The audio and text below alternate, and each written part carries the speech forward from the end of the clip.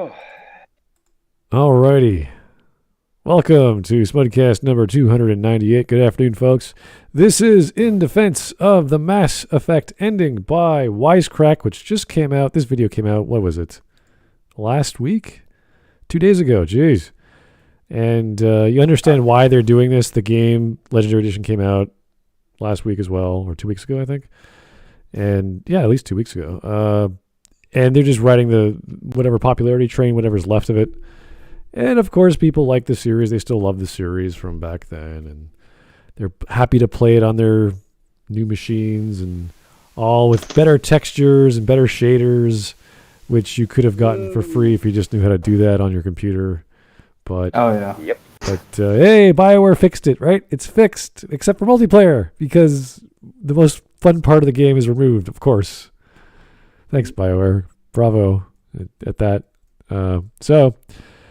Very, very cool. The only fun part about the trilogy after the ending sank it down the drain. I would argue it is a lot of fun. They put so much effort that the tertiary or secondary Montreal studio at the time put so much effort into releasing updates and weapon packs and DLC for the multiplayer. And it's so well balanced. It works so well with multiple players. And your combining of combo skills with tech and bio skills, it's great. You have to work as a team. Yes, it's just Horde mode, but it's a very well done ripoff of Horde mode. And I think if they keep it going, I just got my new machine, so I may as well reinstall it, try it out, see how it runs in high res. Correct me if I'm wrong, but wasn't the multiplayer from Mass Effect 3 a rush job to begin with? In a way, but that's why they kept updating it. They kept fixing it. They kept adding more classes, adding more races, adding more weapons, and that was the beauty of it. You kept getting more. The problem was, of course, the loot boxes. So you didn't have to spend money. It would just take you hours and hours and hours to get 100,000 credits to get your Spectre gear box or whatever other box there was, and hopefully get the Battlefront 2, but slightly more forgiving. Yeah, I would say. That's one way of putting it. Anyway, we're not talking about the multiplayer. We're going to be talking about the ending. Yay, the thing they didn't change. So why the hell he's talking about it, or why WiseCrack bothered to do a video, is purely for popularity reasons. Attention. Yeah. Yeah. For attention. So, anyway, I have not watched the video, but I wasn't offended in the first few minutes, so it can't be that bad, right? It can't be that bad. Of course not. It's never that bad. No. Oh, no, it's perfect. You didn't watch the last 2 minutes. Because that's what the video WiseCrack usually ain't that bad, but right. Given that this is the end, this is about the ending of Mass Effect 3. This one might give us a bit of trouble. To be honest with you, I'm just waiting to see if he's actually going to say anything new, like as a defense.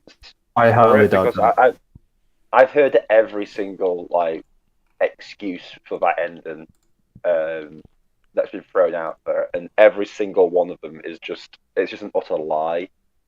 No one thinks the ending's any good. Well, if you read the description on the video, it says the ending of Mass Effect felt counter to much of what the game seemed to stand for. I agree, and it left a lot of gamers feeling betrayed, feeling annoyed, just feeling many. Yeah, we felt many things. So.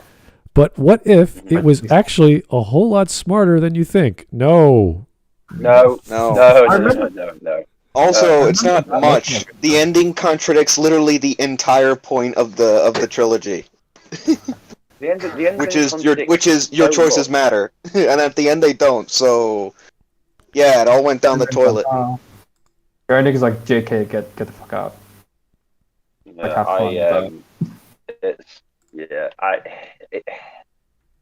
The thing with Mass Effect is, sorry, I'm coughing. I've done this now for 9 years, and Smud's done it for ages. It's like we've heard everything, and it's just like they've thrown everything they can to try and make out that this game is better. The ending was better than it was, and it's just not. It's just it was a rush job by 2 people, Casey and Mac, who are pretty crap when it comes to storytelling. And that's it. Which is kind of sad because this was Casey's vision. He's the guy who came up with the idea, and Mac was the guy who wrote Garrus in the first game. I think he was the lead writer for the second game. And Yeah, lead writer for a second. I believe, yes. And then the third game, he was also the lead writer. Plus, he was doing comic books and a bunch of other stuff. Then he was the lead producer of Andromeda. We know how that turned out. But he was not the original lead producer. He was, just doing his normal job there. So I wouldn't say these guys aren't passionate. And this is one of the major things you see with a lot of products is... But Smud, what I'm saying is, passion's fine, but if you still crap, if you crap, you're still crap. I know. Yeah, exactly. It's clear, and it's clear that Mac the Hack, he's not as good as he thinks he is. I think he is not as smart as he thinks he is, and in order to have this project work, the trilogy work, you have to plan so much in advance. Not everything. It's impossible to plan everything. There's so many choices. There's thousands of choices you have to check. And the results of that, all these branching narratives, all these little scenes, all these lines of dialogue, it takes a lot of work. But if you're going to plan it, you're going to say your choices matter, that's what you're betting on. I don't care what the choices amount to, so long as they amount to something, and I can say, oh, I saved the Rachni, look what happened. Not nothing. Not it doesn't matter. So I got an email telling me something. Oh yeah. No, it amounted to something. It's just they're worse off despite your choice. Well, even in Mass Effect 2, you got an email from the Rachni, but that was after you met this person who was mentally in connection with them, telling you they will help you. It's like, holy shit, that's awesome. And then what happens? Nothing. The same thing with on Ilium. You meet Gianna Parasini. What happens with her? Nothing. What happens with all these characters? Oh God. Shiala, an email. Yeah. A lot of them. The best they get is like a one-off email telling you where they are, like a where are they now kind of thing. Yeah. Which again amounts to nothing. It was absolutely worthless. Like the game itself is bad enough, and then the ending just says, "Yeah, none of it.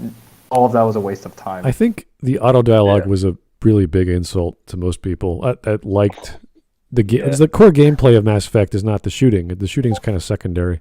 It's the dialogue wheel. And to give us auto, like, I understand that there's no more choices to be made in the third game that it will amount to much because you're in it, but you don't because it's the end. Yeah, we expect that, but we don't just have two options which amount to the same choice. That's silly. Like, don't even bother giving us a choice. It's just a silly thing to do. So I was pissed off when I saw that.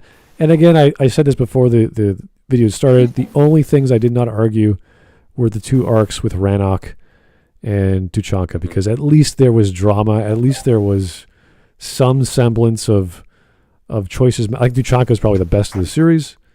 That it actually amounted to something, as dumb as it was. But it's like, all right, you brought up the whole alien involvement, which was brilliantly set up in the first game, why they are the way they are. Every race had their own reason to work with the genophage and why the Turians did what they did, all these things. Great stuff. So that was fine. It was a little bit of the Quarian stuff. The drama there was a little silly. The Geth are a whole other ball game. For me personally, the Tuchanka arc of the trilogy is the highlight. Like, I'll even admit that the only reason I like the Rannoch arc is because of Tali, and Tali's my favorite. Oh yeah. But you know what? The Tuchanka arc in 3 was so good that you don't even notice that Rex's voice actor got changed. I love the Tuchanka arc, and Tuchanka arc is what? It is the best. Wait, what? Yeah, What, it's Fred Tatasciore in Mass Effect 3. The same way they changed the actor for Morden, but that was more obvious. Really? Yeah, but then again, it's like the arc. But for both of those characters, the arc was so good that it didn't even matter. It was still good mostly. That did not even register with me. That's 9 years. I've not realised that. Wow. Yeah, I think for Morton it was William Sawyers who took over for 3. I think.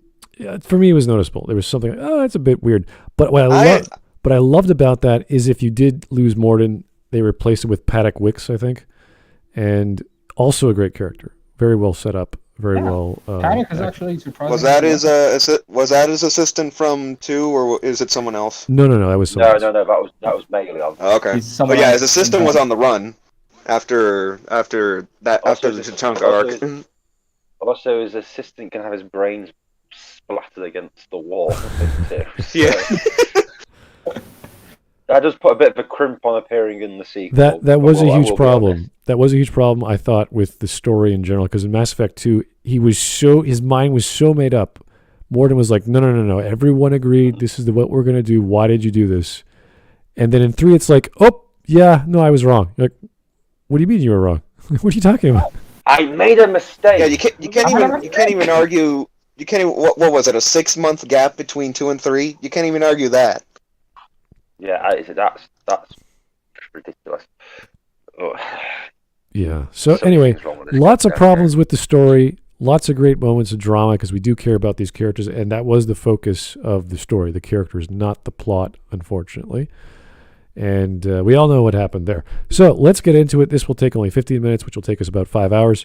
So, these things happen. Anyway. Cool. Let's get going. Is everyone in the watch together? We're good to go? I am. Yeah, I'm Alrighty.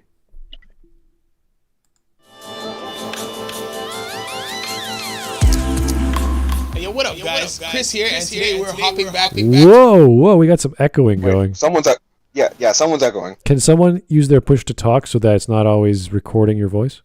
It won't be me then. Okay, just have a check. Or just mute your It's not me. I'm on my headset. Or just mute your microphone. Oh, me. Hold on. And then you turn it back on to talk. Yeah. Hold on. Let me just see. Hold on. Let me just.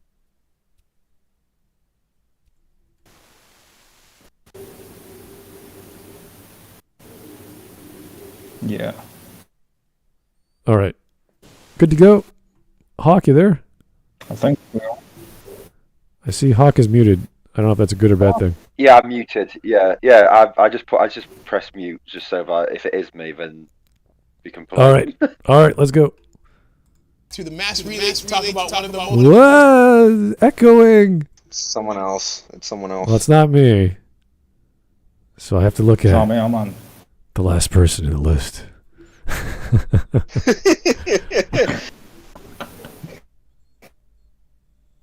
I mean, I'm on my. It's definitely not me now. I'm muted. Yeah, I'm on my headset, and I have the call and the video Tadros, both coming in on my headset. I think it might be you, mate. Oh, which one? Me? Not me, no. Yeah, so you have two options. No. One, you could have push to talk, where you only talk when you want to talk. You press the button. Or you mute yourself while listening, and then you unmute yourself when you want to talk, because that's just easier to do. Mm-hmm. All right, I'll mute myself when I'll do that in case. Okay. That's Yeah. Let's go. Well, Right. you could. Let's go. most divisive things in video game history. The Mass Effect trilogy is up there with Lost and Game of Thrones in terms of beloved stories with massively panned finales. Yeah, that's a good way of putting it, I'd say.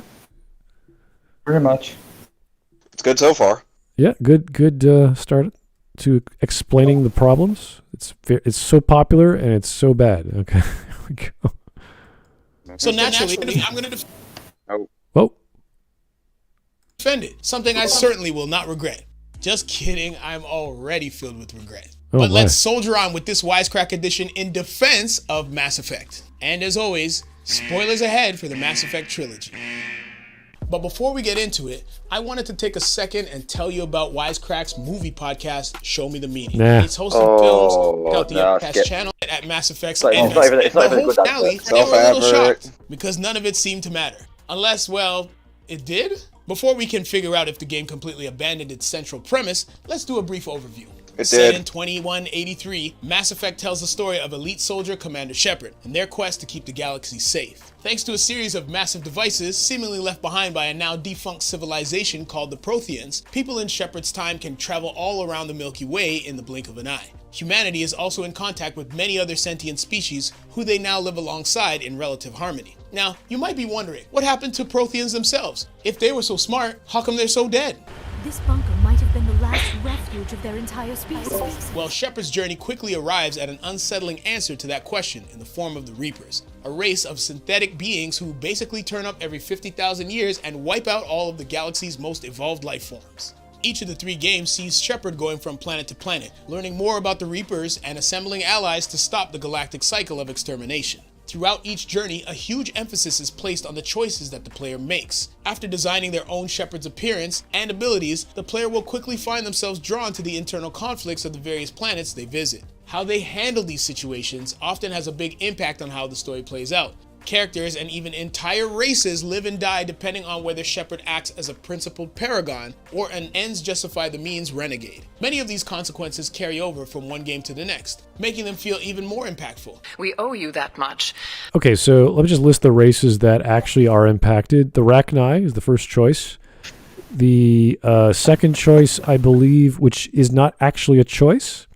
You don't even have to play the DLC, which is the Arrival DLC, where if you don't do it, I believe Commander Hackett just sends some Marines out, and they blow up the relay, which blows up the Batarian planet. Yep. So that's out of your hands. The other races involved, I guess you could say in Mass Effect 3, would be the Quarians, the Geth, and the Krogans. So there are at least that much, which is good. Well, whether or not it actually makes an impact, that's debatable. It's a lot of political leveraging, essentially, is what you're doing in 3. Pretty much. But the setup was there, and we all know what happens to the Rachni, in case you guys don't recall. You make the choice to kill them or keep them alive in Mass Effect 1. And come Mass Effect 3, it makes no difference because the Reapers will always capture them if you save them, or make their own again. So they'll just clone them and enthrall them, and it makes no difference. So... Yeah, except like some XP points. That's it. It's dumb. It's silly. It's a kick in the nuts. Because God, come on, guys, this was a big deal in Mass Effect 1. What do I do? This weird queen alien thing wants to survive. You feel sorry for her.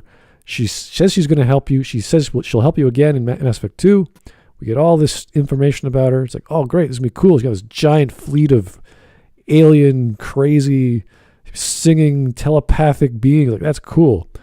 Like, that was an alien species. If you're talking about the Mass Effect series feeling alien, that was it. That was the cool, a very unique one at that.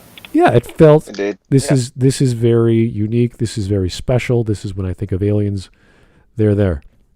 And what do we get? The same ending. Doesn't matter. Yeah.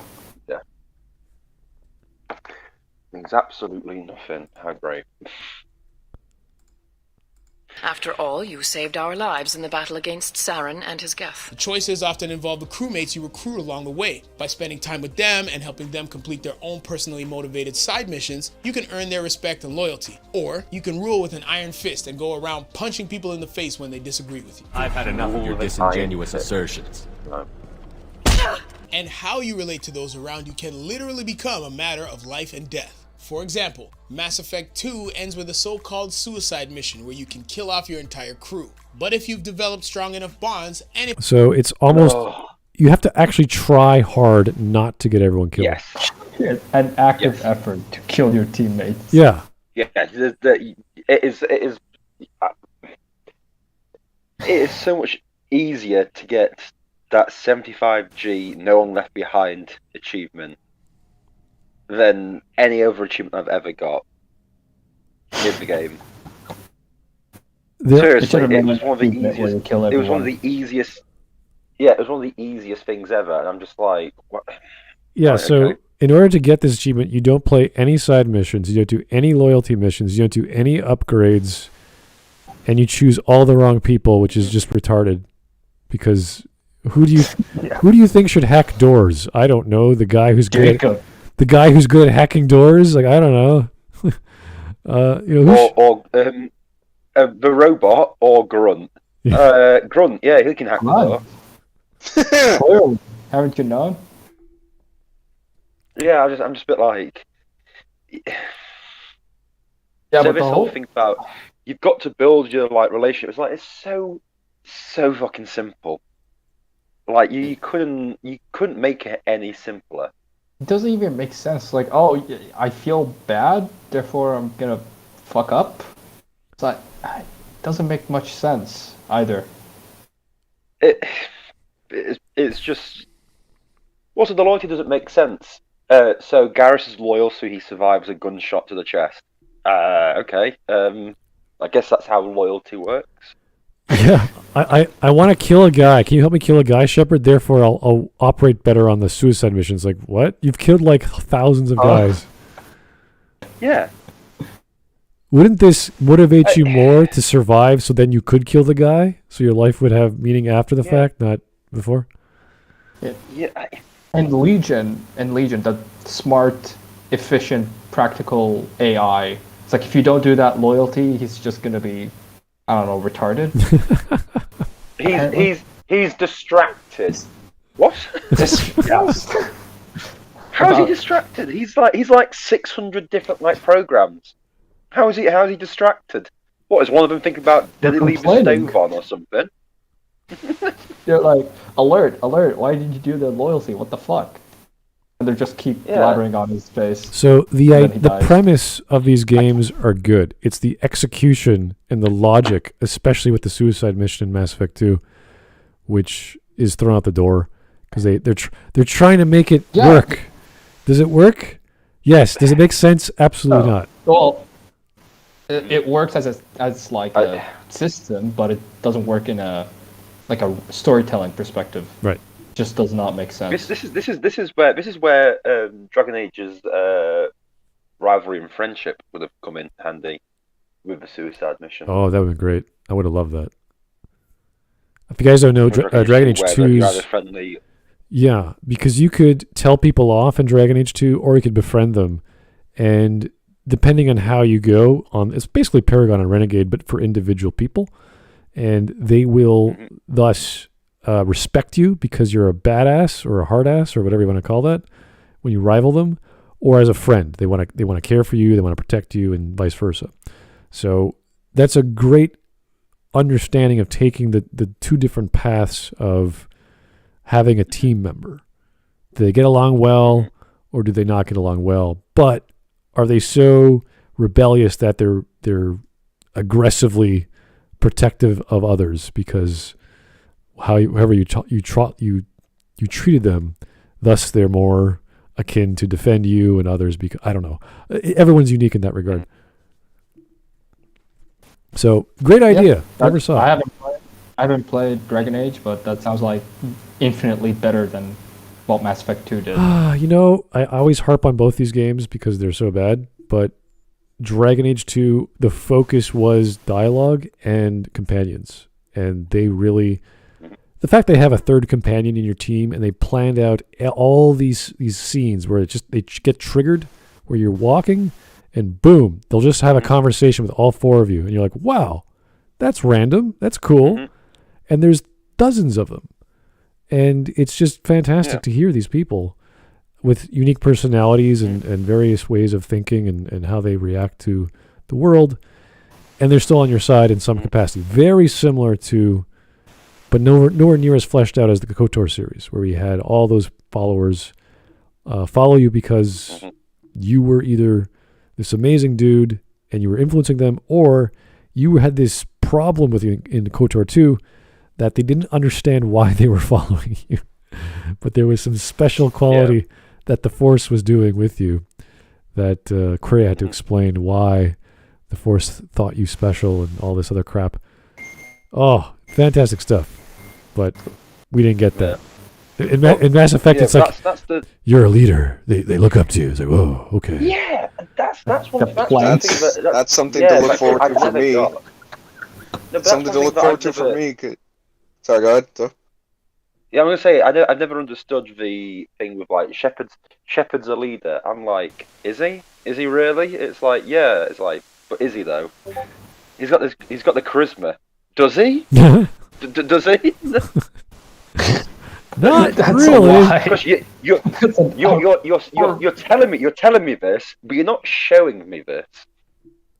Yeah, they tell you Shepard is charismatic, but like in the game, he's like a plank. Like, yeah. Religion I don't did that. say. They have schizophrenia. There are dialogue options even in the first game. I'm going to kill you, and the second option is I'm going to kill you painfully. Like those are the two options when dealing with a side mission. You're like, Yeah. oh, okay. Even in the first game, it had some of them like not very different. Like for example, if you have a discussion with Tally about the Geth, you have like 3 dialogue options, and they're all literally the same, giving the same exact reply, and I found that frustrating. This is the problem with the game mechanics. They have it designed so that it can do things you think it should, but they don't actually fill in the work. They don't actually do the options, the branching narratives. And that didn't even, those dialogue options didn't have to amount to much so long as they were different. That would have been fine. Like, Tally, I don't care, I gotta go, bye. Great, that'd be an option. Or, hey, Tally, tell me more. Or, hey, Tally, that doesn't really interest me. Can we talk about something else? Like, stuff like that would have been fine. Yeah. But we didn't get any of that, and it's just like, okay, cool. Yeah. Which is why I still believe Dragon Age 2 is superior to Mass Effect 2. So, but I'm biased for some reason. So I don't know why. I don't know why people think I'm biased towards Dragon Age 2. I haven't played Dragon Age 2, so I can't even tell. You're not missing that much. You're not missing much. It's better than Inquisition, but then again, most things are better than Inquisition. So it's a fine. Dragon Age 2 is a fine standalone game. Except the boss battles and the levels, and except the boss battles and the levels, and the enemies, and the villains. Yeah. and yes, yeah. That sounds very exciting. And the graphics. And the graphics, yeah. I will say there are lots of hilarious scenes, though. I like it was comical. Okay, let me rephrase it. Hawk is the best thing about Dragon Age 2. So that's about it. Ah, sweet. If you actually want a half decent protagonist that's not a plank of wood like Shepard, then that's something they did do really multiple well. shepherds. I think I'll pass. No. No. It's with especially with Hawk. It's he actually grows with a personality as the game goes along. Whereas Shepard's just a blank slate, and this is why the Inquisitor's just a blank slate compared to Hawk. Right. It's a bit like how did you get worse with your protagonist? So if you don't know, in Dragon Age 2, there are 3 options mostly for dialogue. There's the Paragon Renegade and the Purple, which is sort of the jokester in the middle, and certain dialogue scenes throughout the main plot. If you kept choosing red, purple, or blue throughout those scenes, there will be default dialogue that they give you implying that Hawk is now this way. He is a jokester. He is a Paragon. He's a renegade sort of dude. So I noticed that because that was like, hey, this is a different scene. Hawk is talking differently. Why is that? So they did add to that idea of making Hawk a character. The problem was there was no actual arc. It's just accumulation of your score of choosing those colors. Therefore, they're that way, which is better than nothing, but they could have done with that. It's a good start. Yeah, it's a great start. They could have done some side plots with that where they have to change. They were about to do that with the death of the mother character. I thought that was a nice touching moment, but they didn't go through. And it's just funny that the mini bosses like the Arashok ends up being a more interesting character villain than the actual villains of the story, which is strange. Yeah. So there's lots of problems with Dragon Age 2, but at least the dialogue was entertaining. So anyway, back to the video. But my thing with it was it just felt that afterwards it was a good start for a protagonist. Then BioWare went backwards with every other protagonist afterwards. Like Shepard became more of a brick. The Riders in Andromeda became just fucking bricks. The Inquisitor is just a fucking brick, and you're like, really? You can do it, but I guess it's just too difficult, isn't it? So. The actors did their best. I think the actors in Inquisition, because they had 4 voice actors for the main character, and great actors. I've heard them before. They had minor roles in other BioWare games, so they knew what they were doing.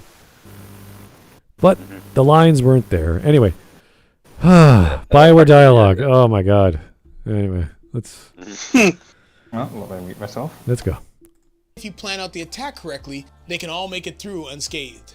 Other choices take place on a much larger scale, like when you find yourself in the middle of an ongoing conflict between the technologically advanced but biologically delicate Quarian race and their resentful robotic offspring, the Geth.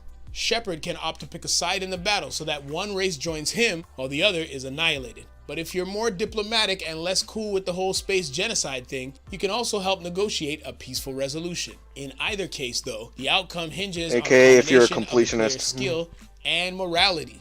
I'd have killed the Geth with no regrets, and I'd have been wrong. Thank you. In some ways, this isn't that unusual. You have a great hero whose actions can make or break the fate of billions. Trillions? You get the idea. But it also hints at larger questions about the nature of free will. That is, individual human actions, in this case made by you, the player, are not destined but chosen. The universe is not fated to happen one way or another because it's full of people like you who have free will. And this is why so many felt burned at the end of Mass Effect 3, when they were left with just a handful of predetermined choices. But this didn't necessarily come out of nowhere, because even before the finale, the game was complicating the idea that our choices can make us master of the universe. Okay, wait a second. No, it didn't. It didn't. There was no through line in Mass Effect 1 or 2 that gave us the inkling that we would become master of the universe. What is? Yeah, I don't even get that. What? Maybe the head of a war or the head of an army, but that's more or less the general's going, okay, Shepard, you're the guy. You know what's going on. And I was like, no, I don't. I have no idea what's going on. Or girl. I just told you what's happening. I don't know what's going on. Reapers are coming. You're the expert. You're the tip of the spear. You're the thing that can defeat the Reapers. I haven't got a clue how to defeat him. Well, you can though. I haven't got an idea. I was too busy banging blue babes in Mass Effect 2, and I should have been looking for some way to defeat the Reapers. But hey ho. Yeah, it's like, let's go find some Prothean relics or something. It's like, no. We're gonna go hunt down some Geth. It's like, why would you hunt down Geth? Why? What would that? How would that help you? It's a hobby. I don't know. It's just, and then it ends up, no, it's not the Geth, it's the collectors. Who the hell are they? Who cares? They're just some mooks. They have nothing to do with anything. Yeah, the collectors. Oh my god. The most pointless ever group of enemies that has ever existed. That I have. We need the bandits you meet outside of Lothering have more impact on a story than the collectors. It's funny when you have a satellite group representing the bad guy, because you can't have the bad guy for obvious reasons. So it's like, all right, how do we get the bad guy in here? Let's give a weaker, dumber version of them, literally controlled by remote. And you're like, oh, I guess that could work. And then you see them and you're like, no, that can't work. That's stupid. Their plans are dumb. Their methods are dumb. The technology doesn't make any sense. They've got one ship. They go into attack Earth. No, they're not. No, that's their plan though. But they're not. But that's their plan. With one ship. Okay, good luck. And no one bothered against the entire Earth fleet. And Cerberus never clued in on it's only one ship. It's like you couldn't figure that out after the second time they attacked another colony. You just or the fourth time you bumped into that one ship, it's just like it's like having one construction crew make a building, just one. It's like that'll take you 25 years, buddy. That's gonna take a while. Oh yeah. I just never. But it was just one of those things. I'm like, why are we even worried about the collectors? We're gonna steal all humans in the galaxy. No, they're not. Turn them into goo. Yes, they are though, but they're not. They're attacking the terminus systems. Yeah, which are all undefended colonies. Yeah, right. That aren't even in Citadel space. Yeah. So why are we bothered? Yeah, just yeah. But the thing is, we don't know why they were doing that. There was no purpose behind it. They in the comic books or in the stories, they're looking for specific, unique genetic material. In the game, they're just collecting bodies. Like they don't even have to be alive. They just need bodies. And you're like, what does any human body? Yeah, what does a superhuman or sort of super advanced AI race need with bodies? They can grow their own. Now they need them. Now they need them to build another Reaper. I don't. Well, I'm not a biologist, but I don't think that's how it works. Like, oh, a human Reaper, just shove human goo at it. But I don't think it works that way. If it's that dumb, then they could take any old balance of elements, grind them up, melt them down, turn them into goo, and then boom, human Reaper. It's the same. It's the same damn thing. I remember this whole discussion about what is the human body composed of. Whenever we watched Full Metal Alchemist or we went to biology class, look at all the base elements of that. It's like, okay, that's the recipe, atomically speaking, of humans. Boom, melt it down, grind it up, put it into a tube, human Reaper. That's what it is. That's what you're doing. Sweet. So why don't they go for Asari? Aren't Asari kind of superior? Well, every way. No. When you hear the ramblings of a madman, which is Harbinger, and this is, I don't even know if this is released in the game.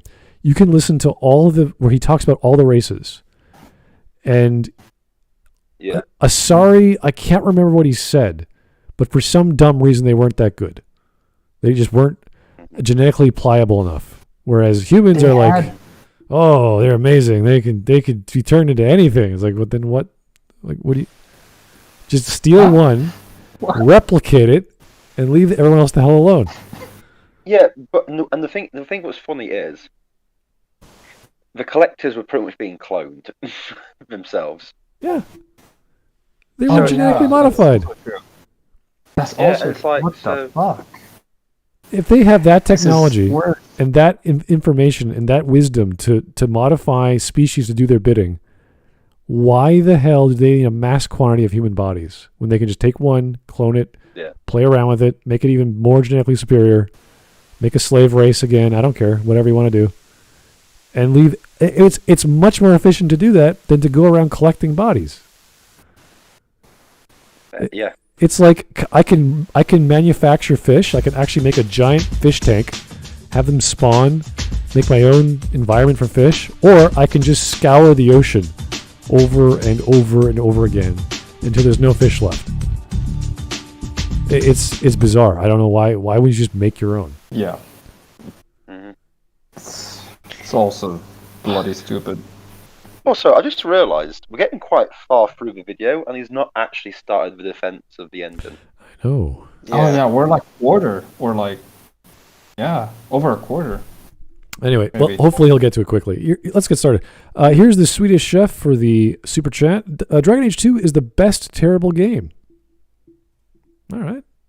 Yeah, it is the best terrible game. Out of 2 and 3 of Mass Effect and 2 and 3 of Dragon Age, I would say the dialogue is the best. Mm-hmm. I actually after the first 2 of the series of Mass Effect and Dragon Age, I think afterwards 2, 3, Andromeda and Anthem, and then Dragon Age 2 and Dragon Age Inquisition. Dragon Age 2 is the best of those 5 games, well, of those 6 games. For me personally. Outside of Origins and outside of Mass Effect, yeah, I'd say. Effect, yeah. Exactly. Yeah. I wouldn't even think but that just also shows how that's how bad the other games are. Yeah, I know. It's strange. After Origins, dumbness comes. Like Mass Effect came out, then Dragon Age Origins, and then after that, it was just a shit show. Mm-hmm. Which is strange. It was just, I just blew my mind how bad these games were. When I'm just a bit like, Dragon Age 2 is bad, but I'm enjoying it a hell of a lot more than I enjoyed it. Than I was going through these other games. I'm like, wow. I actually wanted more from Dragon Age 2. I want more of the stories there. I want more stuff in it. I like the setting. I like the characters. I think it's interesting being in a singular city being like the hero of the city. I think it's a nice concept. Yeah, I think that sounds more interesting. Mm-hmm. It's just it's very badly done. It's very badly done though. That's the problem. I got that noted, but I'm saying like I think the concept of like a hero of a city makes more sense than one person, a hero of an entire galaxy. I was like, yeah. One person. It's like no, relying all your resources on one guy is not the best idea. Especially in Mass Effect 3, where like even if you genocide the Quarians and make the Geth have Reaper codes, and none of your council have any reason to believe the Geth are friendly, it's like, yeah, no, it's okay. You just genocided innocent people. That's cool. Like, yeah. Well, when Kate Mulgrew tells you you have a rise to power, you're gonna get stronger. Oh, thank you, trailer for Dragon Age 2. I can't wait to play. And then there's no power. You get to do nothing. And you're like, oh, okay, thanks. Yeah. Okay. You don't even have you stand on the abyss, and only when you leap do you know that you can fly. It's like, oh, cool, something's going to happen. Nothing happens. All right, cool, very cool. He leaps and dies. He just splats on the floor. No, he just runs away. Oh, okay. He's like, no, he does. Seriously, the last thing we see of Orcas in Dragon Age 2 is the gallows, and then he just turns and walks away. It's like, oh, fuck this shit, I'm gone. All right, here is Tyler pressing for the donation. It appears that people on Twitter are going apeshit over an obvious Photoshop of this character Aloy from Horizon Zero Dawn. To be honest, Aloy's face in the sequel looks really odd. People are calling this guy an incel, basement dweller, etc. I believe they're referring to Aloy's face being thicker, her physique being a bit larger than she was, which is funny because if you're jumping around and firing a bow and fighting, that burns some energy. You don't do that when you're heavy. So unless she just gained weight and she's just starting off again after years and years, then no, it doesn't make sense. But it's not, because I think Zach, he's on Twitter arguing with it, and he's explained it quite well. But it's like only 6 months or so after the first game or something, so it's like there's no way that she's put on that weight doing all the stuff. And it's like, unless they invented baking in the last 6 months and they found sugar and they were harvesting it and making cakes all day, then no, I don't think she gained that much weight. Unless in our fight against cake people who you can only defeat by eating alive. Techno sugar dinosaurs, yeah, delicious. Stegosaurus scales are cakes. Well, let's put it this way: we've had a lockdown in the UK for over a year, and I've been eating nothing but crappy takeaway food. I'm still not fat. So. And I'm just sitting on my arse. So if she's jumping around, running around, and she gets fat, I'm just a bit like, you've been lied to about exercise.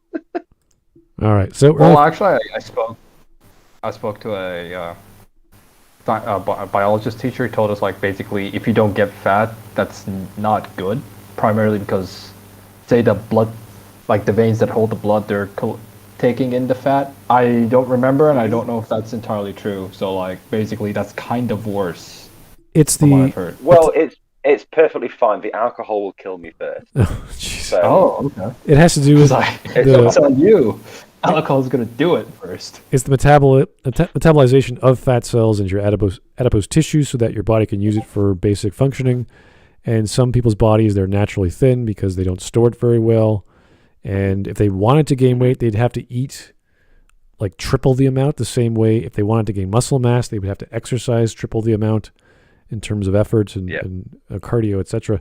So it is possible, but the body is not efficiently storing fat the way, let's say, a lady's body or a woman's body would, because they have more adipose tissue deposits in a higher percentage. So there's a lot of issues with, like, myself. I don't gain weight very easily. But I can pack it away. So it just takes time. lots of drinks, lots of food, and it's a feast and famine lifestyle is what I live. So it's kind Kind of strange. Yeah, the main way of people gain weight, and what we don't realize is the alcohol consumption people have. Because alcohol puts on weight, especially if you're drinking lagers and that sort of stuff, because it's just full of calories. Yes, you're talking about fermented wheats. That's why you'll see a lot grains. of yeah. That's why you see a lot of like older people in the UK with like beer bellies, because it's just been how much alcohol they've been drinking. Yeah, I actually had a what the hell is that? It's a hard seltzer, White Claw. I never had it before. Mm-hmm. It has 1 gram of sugar. Yeah, 1 gram. So I can understand why people like ladies would drink that, because there's no carbohydrates, barely any carbohydrates, but the taste is there. Mm-hmm. And for me, being a Ontarian in Canada, we have hard water, so it tasted like I was drinking a refreshing kick of alcohol with a little zip of raspberry or whatever the flavor was. So probably not the best purchase I've ever made, but I enjoyed it. Good to try. 5% alcohol. Strange, but no, it's always good. Yeah, 5% is weird. It is strong for a cooler. Yeah, I don't know. Maybe it's just me. I haven't had coolers and wine coolers and hard lemonades in a while, so I don't know what the big difference is. But I could feel it, and I liked it, and that was enough for me. That's good. I did buy another. I think 5% is fine for a beer. Yeah, I think less than that, it's not a beer. Alcohol, or like just a soda can. Alcohol amps up a little bit whatever flavor you've got. So you got to be careful with like malt liquors and hops and whatever your mash bill is. So it depends on absolutely what you're making. But nice to try new things. Anyway, back to the video. From the very game, continually puts the player into situations where they have to choose between 2 bad options. The battle at the end of the first game forces you to pick between 2 human crewmates, Kaden and Ashley. Whoever doesn't get the rose is promptly murdered. Okay, I don't know what that means, but originally they allowed you to save both, and then Casey said, wait a second, we want to make this dramatic. We got to kill one of these guys off. So I applaud him for that, because that takes balls to kill someone off, because that'll screw up a lot of things and branching paths. Oh, yeah. So to do that is like, all right, you're skipping out on half the content for one squad mate, or both squad mates rather. Fine, great. Your choices that matter. People die. At the same time, it made sense. Oh yeah. The problem was, I remember being this super efficient guy in Mass Effect because you were so powerful. Like, the game is so easy, and I was like, I have time to run back and go save the fire team. It's not hard. They're right there. Mm-hmm. Give me like 30 seconds. Yeah. It's like, no, we gotta go. It's like, oh, okay. Really, you gotta go? Yeah, we gotta go. There's no way back. Are you sure? Oh, look, the elevator doesn't work. I can just climb down. It's quite easy. In fact, Joker picked me up and I can just fly down again. In fact, there's more effort leaving. Joker, no, Joker, stop. Joker, stop. Joker, what are you doing? Like, nah. Joker, stop. No. Joker, you're drunk. Anyway, good point. Fire! Cover your flank! Cover your...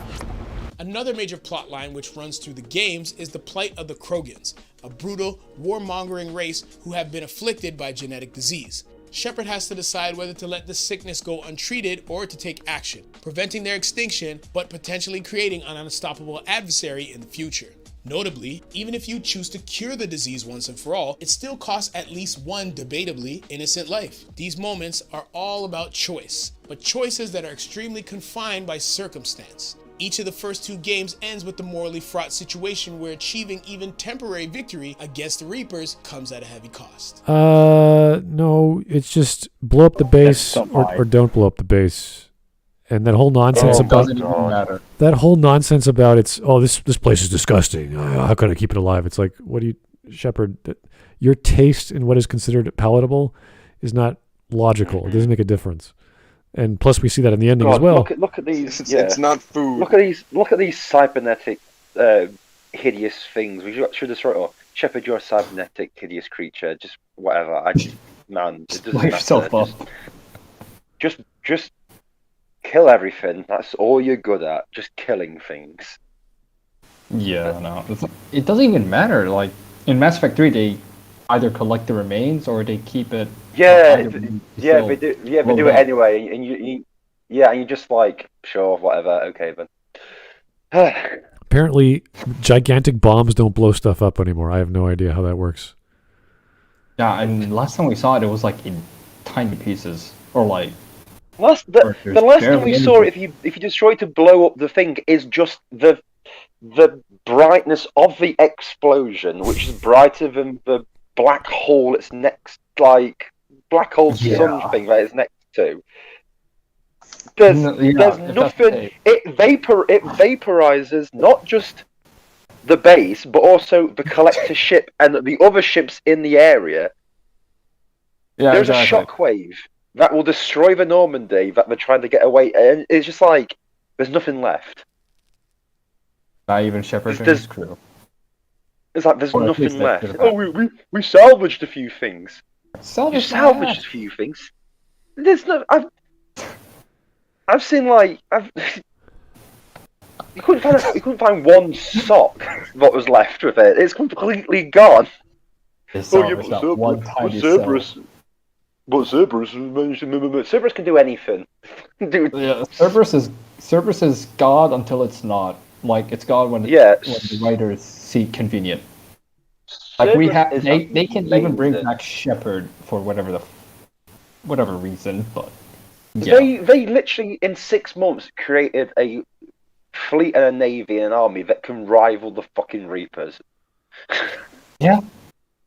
Within 6 months. And then Mass Effect 3, they're like, we managed to salvage the Reapers somehow magically, but we're also incompetent and retarded at the same time. Yeah. All It's right. the problem when you get like a creator's pet thing with the Cerberus and Liara. Everything just starts getting convoluted just to suit them. And you're like, oh, okay. So here is Mike Testa. This man getting Smud mad yet, or do we need Cavernacle? Oh god. No, not yet. Oh my god. I'm just surprised this guy's not said. Mass Effect 2 is about environmentalism. In other words, no, Mike, it hasn't gotten that bad yet. Hopefully soon. Well, we've not even got onto the defense of the ending. We're just talking about the rest of the series, and we're all like, yeah, okay, fine. It's your typical. We're already a third in. Yeah. All right. Which brings us to the deeply unpopular ending of the third game. There we go. If you were part of the crowd that was calling for blood when this first dropped back in 2012, take a deep breath. Everything is okay. You're allowed to dislike things. You good? All right. So here we go. Shepard spends the third game uniting races from around the galaxy into one mighty military force, ready to square off with the Reapers and reclaim the Earth. At the same time, they try to repair a weapon left behind by the Protheans called the Crucible, which they believe could be their salvation. After battling through the war-torn... Yeah, based on no scientific reasoning. They just believe it is. Yeah. Liara says it's a weapon to defeat the Reapers. Are you sure? Well, no. But hey, they said so. So, even though there were indoctrination and shit, it's like I don't know. Space magic. If they just said how and gave us a method, it'd be fine. We'll go with that. And it could be a big lie. It could be something that does something differently. I don't care, but just make us believe in something. But at least it's detailed. Yeah, it shoots wibbly wobbly rays at people. It shoots energy at something. Cool. It's like great. Yeah. Thank you. I'm sorry. I'm gonna go back to the Rannoch a little bit again, but the same damn thing. Like, I'm surprised the council already trusts Shepard with the Crucible. But if Shepard, like I said, kills the Quarians, joins the Geth, okay, Shepard, you're definitely indoctrinated. This Crucible thing is definitely a trap. Like, that would be the most reasonable. It would be something to signify that some kind of signifier of what you're choosing to do. Exactly. An acknowledgement. But no, Patrick Weeks was focusing more on racism in his bloody interview. God.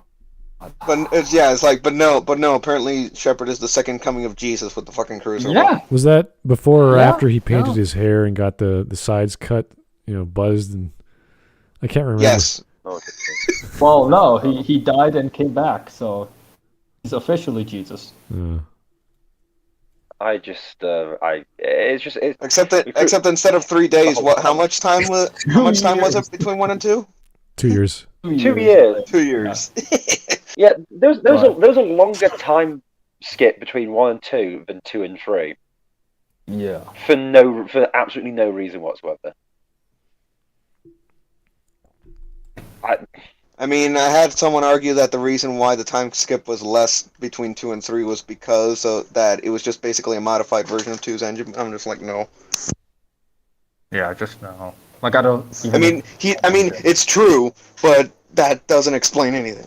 That's just how the game was built. That's not anything with the story. Exactly. It has nothing to do with the lore itself. Thankfully, someone's only argued that with me once and never again. Thank God. Yeah, but 6 months. It's like, if the Reapers knew they could just travel for 6 months to get into a galaxy, why do the mass relays? Why had the whole plan to come through the Citadel?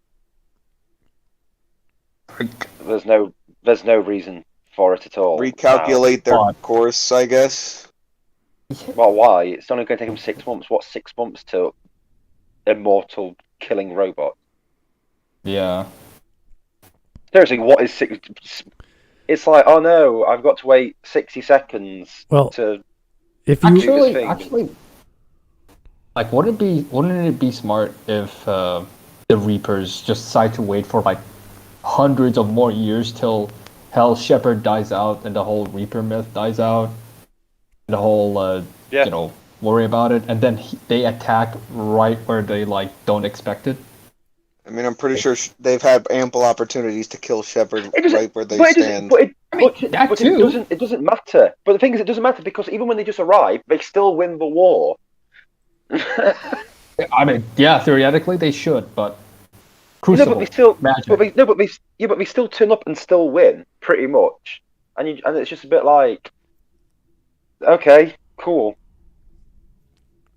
Great. Well, the premise. So why did you do all this stuff when it's like you could just literally fly in and do it? So you don't need to take control of the Citadel. Well, the premise of the Reapers is to make more Reapers and preserve species into their bodies. So why are you using them as weapons of war, which could possibly die? It's this bizarre, like, why even do that? Just take the bodies, make a Reaper. Every Reaper, go off into dark space to do, that you kill. Computing pi or whatever you do. Reproofing. Yeah, you just killed an entire species of some cycle that was like billions. Chess. Yeah, it's like,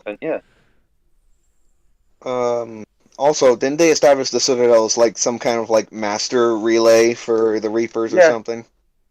Yeah, that's where they usually come in from, which makes no sense now that they can just fly in anyway. Yeah, they can just use literally every other relay to get to where they want anyway.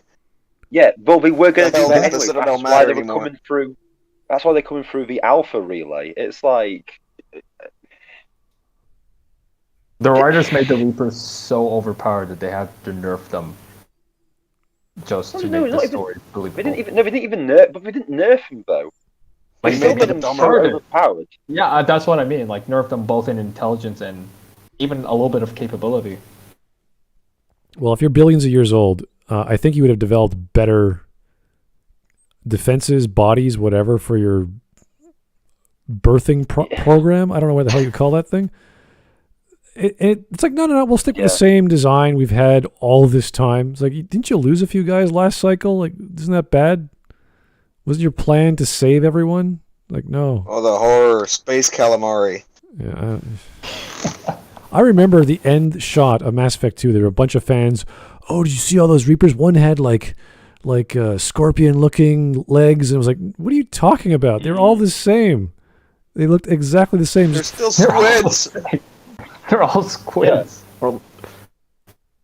They're all the same. There's no difference. Squids. What's the point? What is going on? Why do they look that way? And then you need another DLC to explain why they look that way, which is just a Deus Ex Machina on top of another Deus Ex. You're like, oh my god, come on, BioWare. Yeah. Stop this. Oh, it's great. Keep on digging that hole, Mac. Well done. Yeah, no. So then you have to. You'll get it. You'll get it right. Yeah. So not only are there the Protheans, then there's the original Protheans. These guys, billions of years old, the Leviathans, who conquered the galaxy. You're like, really? Okay. And how come there's no traces of those? Oh, they're too secretive. It's like, okay, they eliminated all traces. You're okay. Like, okay. Yeah, keep going, Matt. Really, keep going. Okay. Like, so we're done. It just keeps everything just keeps piling up and piling up. They solved one problem by making two more problems, and you just sat there going, "Why? Why are you doing this? Just stop. The series is dead. Just stop." No, we can still save it. You can't. You can't. Oh, there's shit. What do we do? Add more shit. Like, I don't know. That doesn't. We're literally at the point where BioWare, like, we can save Mass Effect, and they're the defibrillators, and we're already going like, but you've got to open the casket first and dig it up to get to the body. It's a bit late for all this medical stuff. But that's what they're doing. Dead, buried. That's what they're doing. Yeah. They're bringing back Liara to God knows what, and you're like, oh God, why are you doing this? Leave it alone. Yeah, I just found myself not. Oh, Mass Effect. I really don't want anything to do with Mass Effect, and I don't even want anything to do with Dragon Age, and I don't want anything to do with BioWare. To be honest with you, I think everything they make since Dragon Age 2 has been the worst thing ever, and it's just I don't have any. Which is why I personally have next to zero hope for that KOTOR remake to be good, even though it's not BioWare. Oh yeah. All right. I'm still looking. Mass Effect. It's. Let's sorry, go on. Let's keep going here. Yeah, let's keep going. Here's Mike Testa. Bend and pick up the soap, or draw pinion will get you. Well, I don't know if she has the physical ability to care. She's too busy watching her gay porn anime, so it's not gonna bother me. She's watching robots because it's about trans or whatever. I don't know. Yeah. Yeah, for one frame. Anyway, back to the video. Let me mute myself. Streets of London, a wounded Shepard finally makes it all the way to the Crucible. But before they can pull the trigger on their ancient superweapon, they're confronted by an artificial intelligence called the Catalyst, taking the form of the young boy that Shepard was unable to save during the initial Reaper invasion. Suffice to say that many gamers were not thrilled by the arrival of the magic space baby. The Catalyst reveals that it was behind the Reapers all along. It claims organic life is inherently doomed to create the technology that destroys it, which is why the Reapers wipe out any civilization that gets too advanced, preserving their DNA and leaving less developed life forms untouched. Without this artificial cycle of life, death, and rebirth, all organic life in the galaxy would eventually be wiped out forever. Though we've long thought of the Reapers as the embodiment of death itself, they're actually revealed to be on a mission to preserve life at all costs. But the Catalyst also concedes that... Okay, so if that's the point, why are they destroying entire planets? Yes, you know when they shot those civilians out of the sky? Yeah, that really looked like they were preserving life there. The entire Citadel was wiped out. We'll save you! Dead. All the lives on the Citadel are dead. They're all dead. Yeah, but what I'm saying is, the scene where the little kid dies, yeah, that really looks like the Reaper's going, "Don't worry, I'm here to save you," as he shoots a laser that shoots two shuttles out of he's really saved.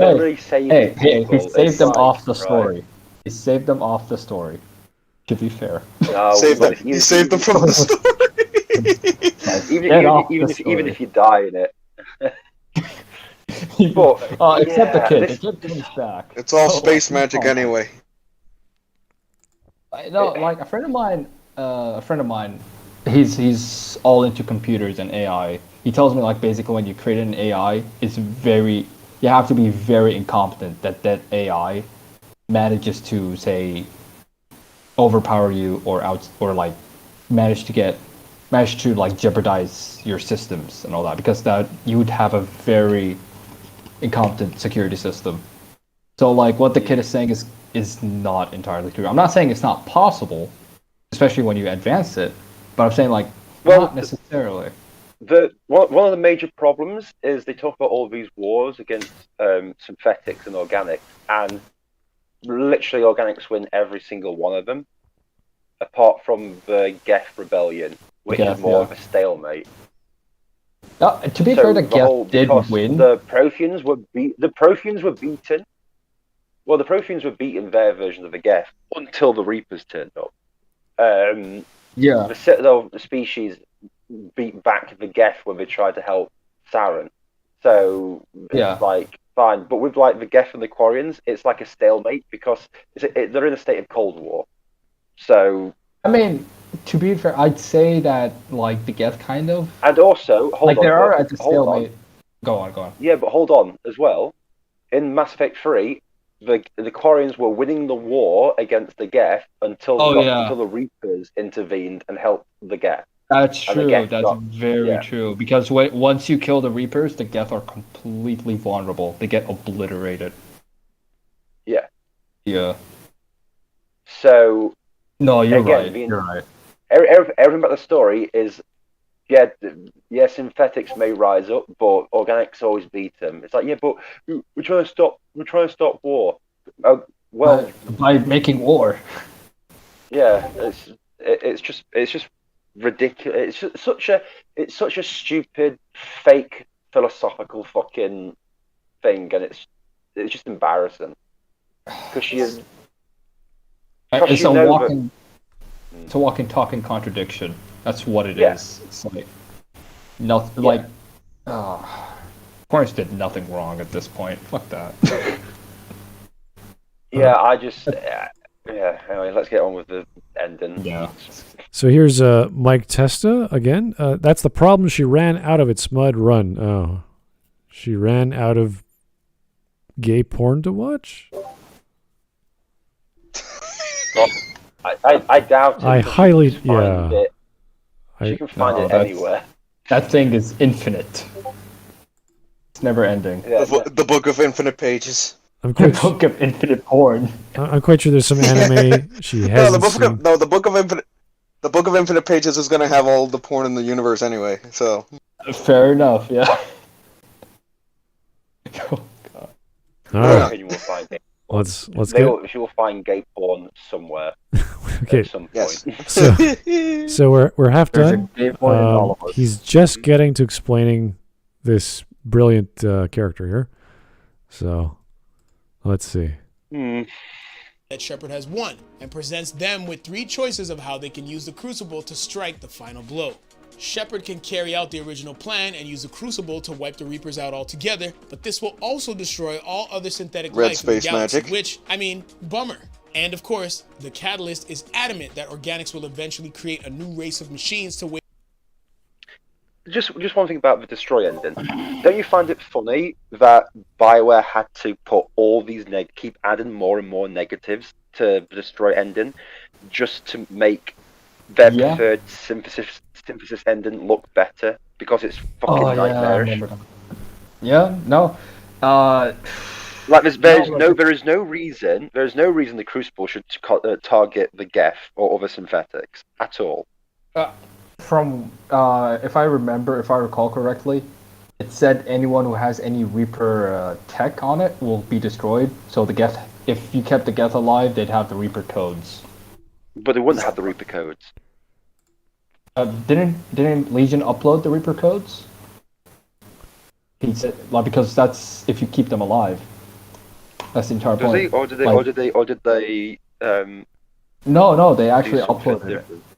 No, they uploaded it, but magically, for some reason, the Reapers, who are the most advanced AI system in the entire galaxy, do not try to override that and just control them again.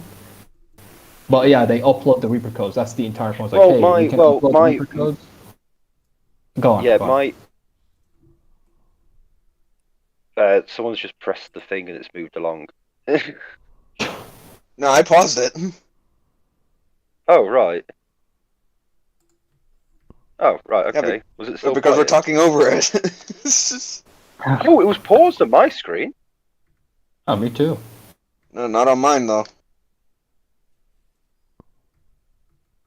Smud? Yeah, I'm moving it back. There he goes. Close enough. Was it still playing?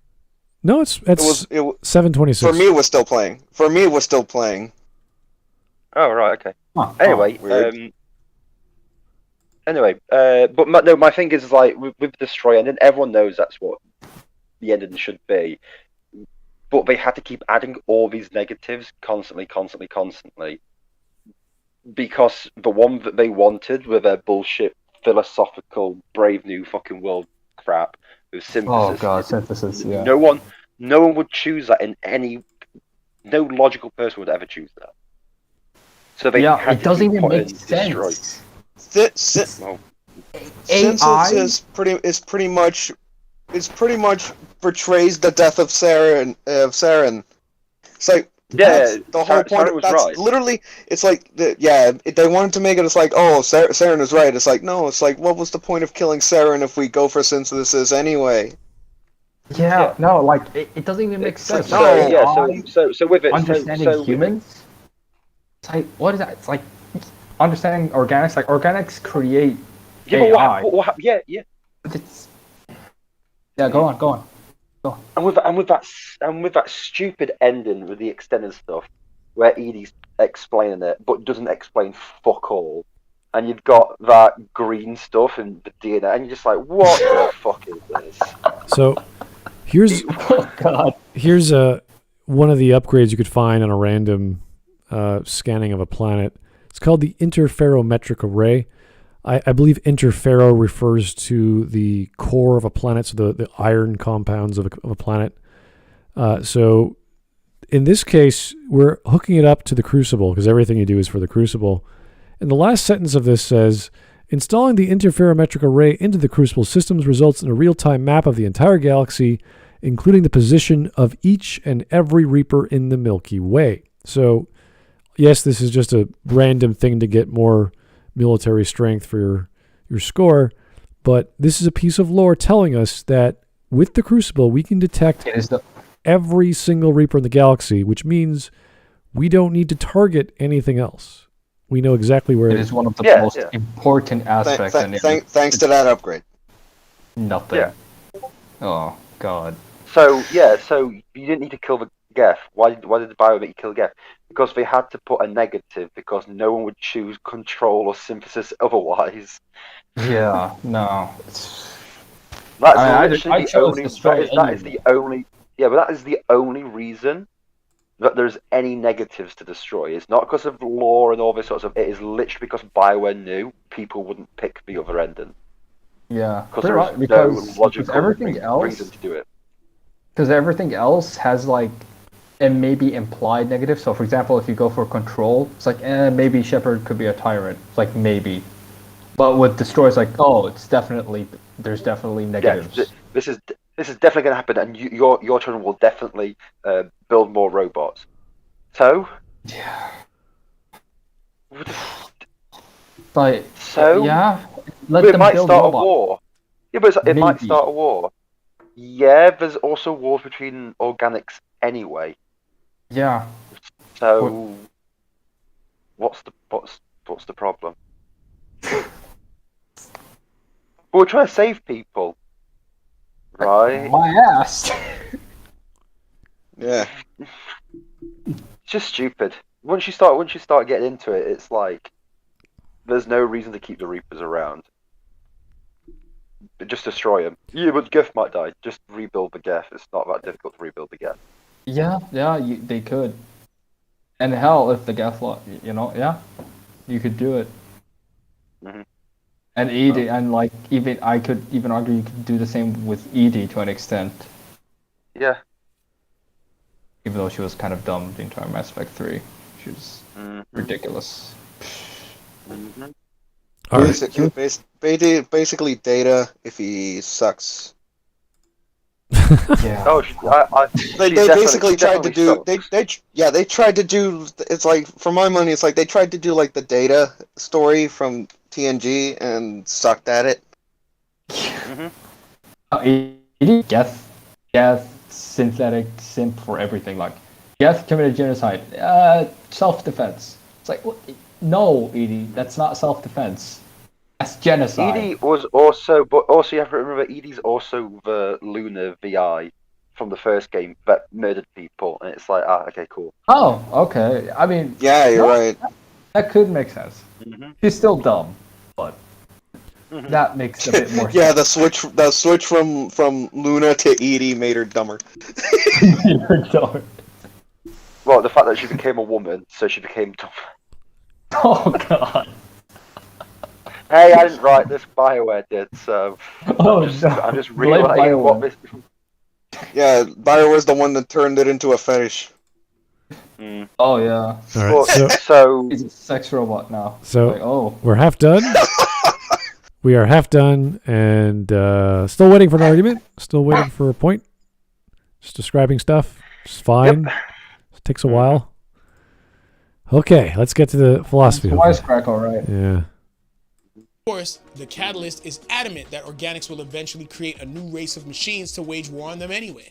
Soon, your children will create synthetics, and then the chaos will come back. Alternatively, you can turn the Reapers into a police force for the galaxy, with an AI copy of Shepard at the helm. This will bring about peace, but it will also effectively turn Shepard into an all-powerful dictator who no longer has any connection to organic life. Finally, they can choose to add their DNA to the Crucible, creating a chain reaction which causes the DNA of all synthetic and organic life throughout the galaxy to merge, thus ending the war, perhaps permanently. Though it does mean forcibly rewriting everyone's genetic code, which is kind of a big deal. Many players resented this final choice for a couple of major reasons. Never has and never will. First is that your final decision largely overrides everything you did before, like curing the genophage, ending the Quarian Geth War, saving countless lives, and bonding with all of your teammates. No matter what you did along the way, it all boils down to this three-pronged fork in the road. And secondly, the final outcome is largely the same no matter what you pick. You watch Shepard make their choice, see the Crucible do its thing, and then get to enjoy a cutscene where members of your crew gaze out across the horizon at the brave new world you have created.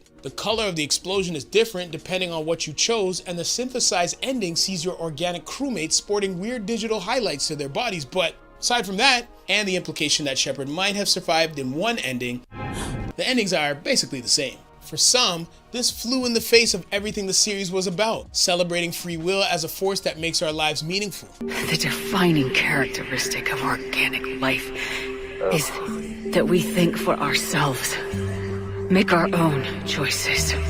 You take that away, we might as well be machines just like you. But in truth, Mass Effect always made it clear that this was no conventional hero narrative. The consequence of humanity discovering the mass relays was that it introduced them to a world far greater and more complex than their own. Those are two distinct ideas. They have nothing to do with each other. Yeah. Also, it's not the stereotypical hero's story. How? Yeah. How is it not? How? I mean, Shepard only beats the villain. Shepard only beats the villain in Mass Effect 1. Right. Okay. And he beats the villains in Mass Effect 2. Yep. Yeah. Cool. Yeah, this is nothing like the normal stories we see. What the fuck you Well, you could argue that there's a lack of character development for a hero's journey story. Yeah, I was going to say Shepard is a kind of a okay, well, so no. That's just Mac the Hack Walters. I don't... That's just... It's still just a normal hero story, as in, like, hero fights villain, hero wins. Cool. Yeah, there's usually an explosion at the end. That's what usually happens in these stories. Mm-hmm. So that's fine. The goal is achieved. The question is with the character development is what does Shepard do to become that? What is they were making this big analogy of how was it Mass Effect 1 Shepard's climbing a tree or climbing the branch, and Shepard on Mass Effect 2 is falling he's shaking the branch, and Mass Effect 3 they're falling from the branch. It's like no, Shepard's fine. There's no drama. He gets a bit pissed off because Kai Lang took the thing from the thing that he couldn't defend, and Thessie got raped. But no, because Kai Lang is there. Yeah, because story needed to. It's like no, that's about it. No, the Shepard's still the same. He does nothing phases him. The thing is, it's like with the Mass Effect trilogy, I get the thing with like he's climbing a tree, shaking the tree, he's falling out. In reality, it's like Mass Effect 1 is him planning on climbing the tree. Then Mass Effect 2 is him going to Torquay for a nice summer vacation and having his feet in the paddling pool. And then Mass Effect 3 is him realizing, shit, I've got a tree to climb. Crap, what do I do? And then burning the tree in 3 different colours. Oh. That's literally it. So, I have. So again, what the YouTuber said, those are two distinct ideas, and one of them you could argue, yes, it's not a traditional hero's journey, but that's a bad thing because it didn't actually have the elements of character development. You still had the goal being achieved for like the suicide mission was just so incompetent and illogical that you're like, oh, really? There's no reason to it. Okay, I guess that. Yeah, works. it's basically technically he's right. It's just it's not the hero's journey because your main character is a plank. Like, it's not a good thing. Not something to praise. But the thing is, once the Normandy blows up the collector ship in that space fight, that's it. There's no need to destroy the base. Oh yeah, that's a good point. There's no threat. So yeah. There's no threat anymore, so we can just leave. Yeah, but what was if they build another one? What was if they build another one? You have a gun that shoots a massive laser that's similar to a Reaper laser. It doesn't matter. These things are loaded onto fighters. Fighters! As it's said in Mass Effect 3. There's no problem. Yeah, they say one thing and then show something. Well, the codex says one thing. The game is completely oblivious. Yeah. To yeah. What we have Phoenix cannons in our fighters. Yeah, we put them on last year. We have Phoenix missiles on trucks, or are they tanks? Right, basically nukes. Or are they lorries? I don't know. Earth. Fuck. Yeah. Yeah, they shoot 2 Phoenix missiles in London. Right, miss, and it's supposed to just poof poof. It's like, oh no! I'm like, that would there's no London. there's no England. There's no. It's like, yeah, there's like probably hundreds of bloody missiles just missing, and like half of the world, like at least half of the Earth. But this is actual 2 missiles you see that you fire from a small little truck or lorry or tank or whatever, whichever sentence we're on, because it keeps changing. Yeah. And they miss and hit like not even 100 feet away from you, and you're like, oh well. I'm like, that's gonna. Do you know how powerful those things need to be? Because they destroy a Reaper. So this is not just like a cannonball, you know. This is nuclear level stuff. You ain't going, whoopsie, I missed. You got London by. Yeah, London got deleted. Even if it's not all of London, it's like the East End is gone. Right? Yeah. It's like Soho is completely destroyed. There's nothing. That's it. It's gone. So it's London Bridge is falling down, except it's all of it. Here's just London is falling here's down. Mike Testa, channel awesome members missing after alien attack. Like, aw. Oh no. What does Channel Awesome have to do with this? Not the Channel Awesome member. Maybe they were in London. I don't know. It's possible. He's not referring to the fact that the guy who's doing this wisecrack looks like Malcolm from Nostalgia Critic. Oh, really? From what? That's be very racist. But that's be very racist because you're just saying 2 black people look alike, aren't you, Mike? How could you? No, wait, Malcolm. Wait, no, seriously, Malcolm from what? Nostalgia Critic. Oh, yeah. The black guy from Nostalgia Critic. Yeah, no. Like, who's Malcolm? The black guy. Like, gotcha. I got it. No, you've just fallen into your own criticism. I'm not. I'm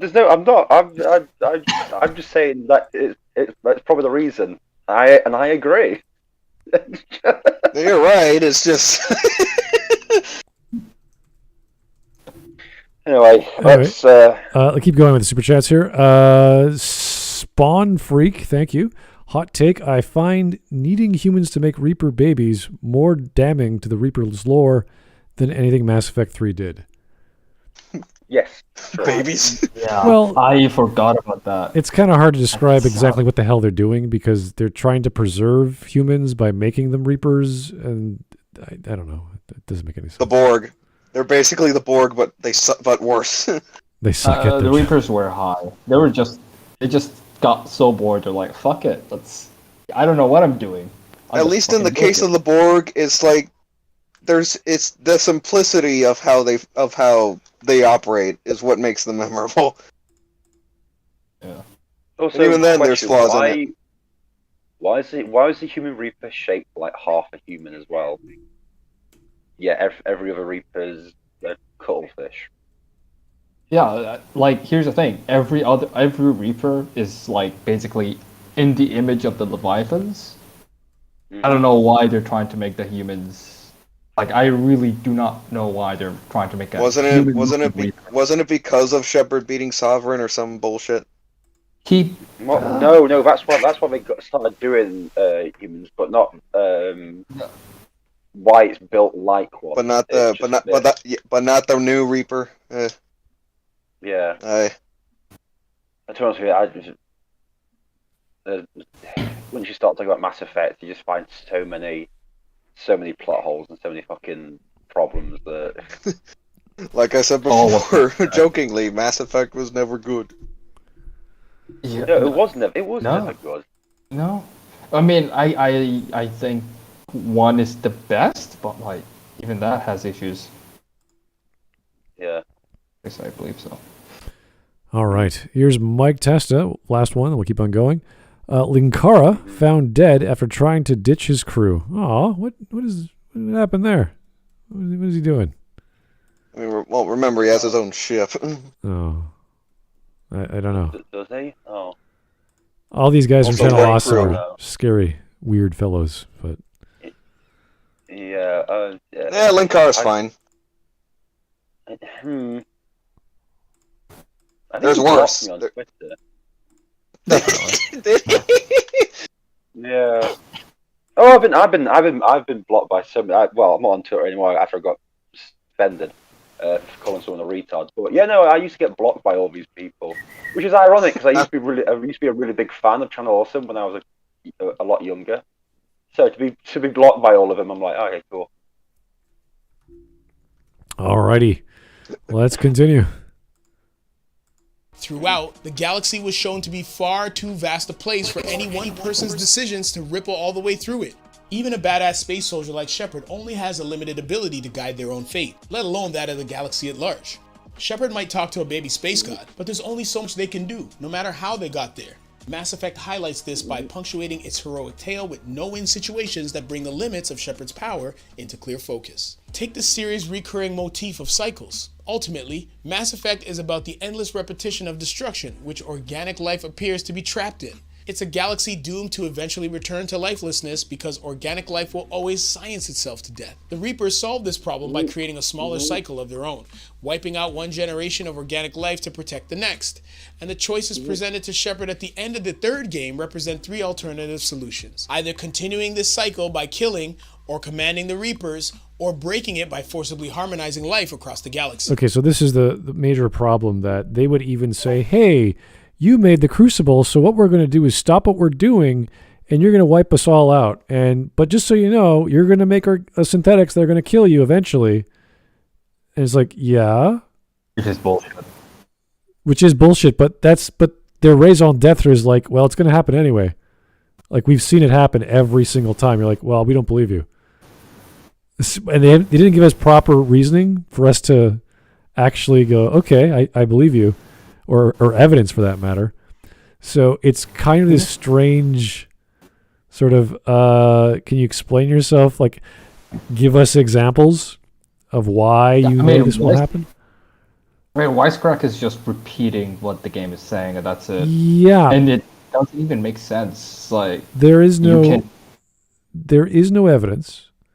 You're throwing everything you've done all this time just because some guy made a gun, and you're like, you know what? You can kill us with that. Go ahead, kill us all. It's like, all right, that's what we want. That's why we're here. Okay. And they're okay with that. Just because you made the gun, I never thought of making a gun you can shoot us with. Like that's what? Whoa. Really? That's your reason? Yeah, no, it's Here's the thing, idea. go on. Yeah, No, carry on. No, I'm just going to start moaning about Mass Effect, but you can go for me. All right. I'm just saying, like, Smud, when he said, like, there's no evidence, it's not just there's no evidence, there's also contradicting evidence. Like the Geth, like Geth, like Hawk said, the Quarians fought the Geth, nearly defeated them, if it wasn't for the Reapers. So, like, there's already evidence to just say no. If the Quarians just went and killed all the Geth, yeah, done, problem solved. So the Reapers are objectively wrong, no matter what they say. Yeah. So silly. And they just accept the fact that because Shepard was the first to ever do this and present them with a gun, you get to choose how to fire it. It's like, why? You're billions of times smarter and wiser than the rest of anything that's ever lived. Why am I doing it? Like that's like giving Mikhail. You're the first organic to make it this far. Yeah, it's like, imagine you're the president of the United States, you're in the war room, and there's this little girl walks in. It's like, you're the first little girl to ever get past security to come. You know what I'm going to do for you? You get to fire the big red button, but you get to tell us what you want to do with it. You get to decide on military tactics. It's like, okay, cool, yeah. Like, why? It's like getting Mikhail Kalashnikov, the guy who made the AK. It's like, oh, you made the AK, so you get to decide every single tactic, even though you were a tank commander in one tank platoon. It was like, yeah, okay, I guess. Fuck. And because they could not, in their infinite knowledge and understanding of technology, they had no idea you could make a gun. It was like, whoa. You did this? This is awesome. You can kill us. Go right ahead. Like, what? Maybe they were embarrassed? I don't know. But it's one of the things as well where it's a bit like the Reaper's solution, their actual solution, what the character says is synthesis. But they make it so hard to reach that, and it's a bit like, why? If this is what you want, why not just do it?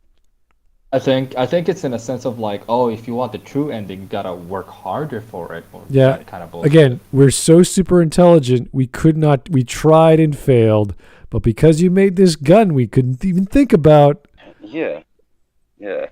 That was the Protheans' idea. Not to mention. Well, it was multiple cycles. It was multiple. Oh, it wasn't? Cycles multiple of. cycles. Oh, yeah. Of. Yeah. Like this is the dumb. There's been like. Yeah. This is the dumbest thing. So imagine you want to make a gun, right? But you don't know it's a gun. But for whatever reason, the first guy who's making the gun, but it's not the gun, makes a barrel. The second person goes, I could put a handle on that. So they make a handle. The second guy says, well, maybe there should be a trigger on that. They just keep adding like a puzzle. Like they're building the puzzle, but no one knows what the hell they're making. And magically near the end of all these bullshit putting things together, it turns into a gun. It just happens. Like, that's not how technology works. It's really not. Yeah, and it's exactly how you described it. It's like, oh, the last generation did it. Therefore, wow, you must be the best one.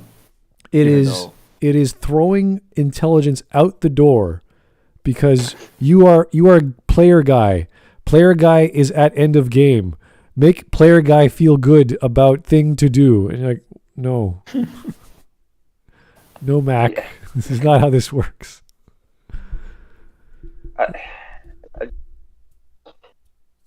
It's just silly. The whole premise is just the stupidest thing ever.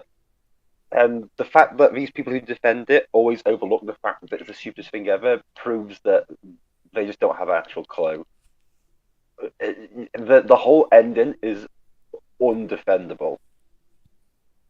And that's it. The trilogy is undefendable. fire. Yeah, Everything honestly, the whole thing, Mass Effect goes downhill after Eden Prime, and that's it. I love the analogy of fire. It's like, does fire have a will?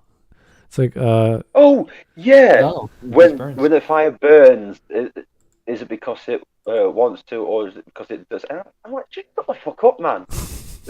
I get it. You want to do some philosophical bullshit quote or saying, but you need an IQ higher than room temperature to start writing this stuff, and you guys just don't hire it. There's no way you can. There's no way you can say about the fire. Fire burns. Yeah, well done. Well, you're a computer. You thought that up. Excellent. Wow, how long did it take you to do that? Were you practicing while I was away?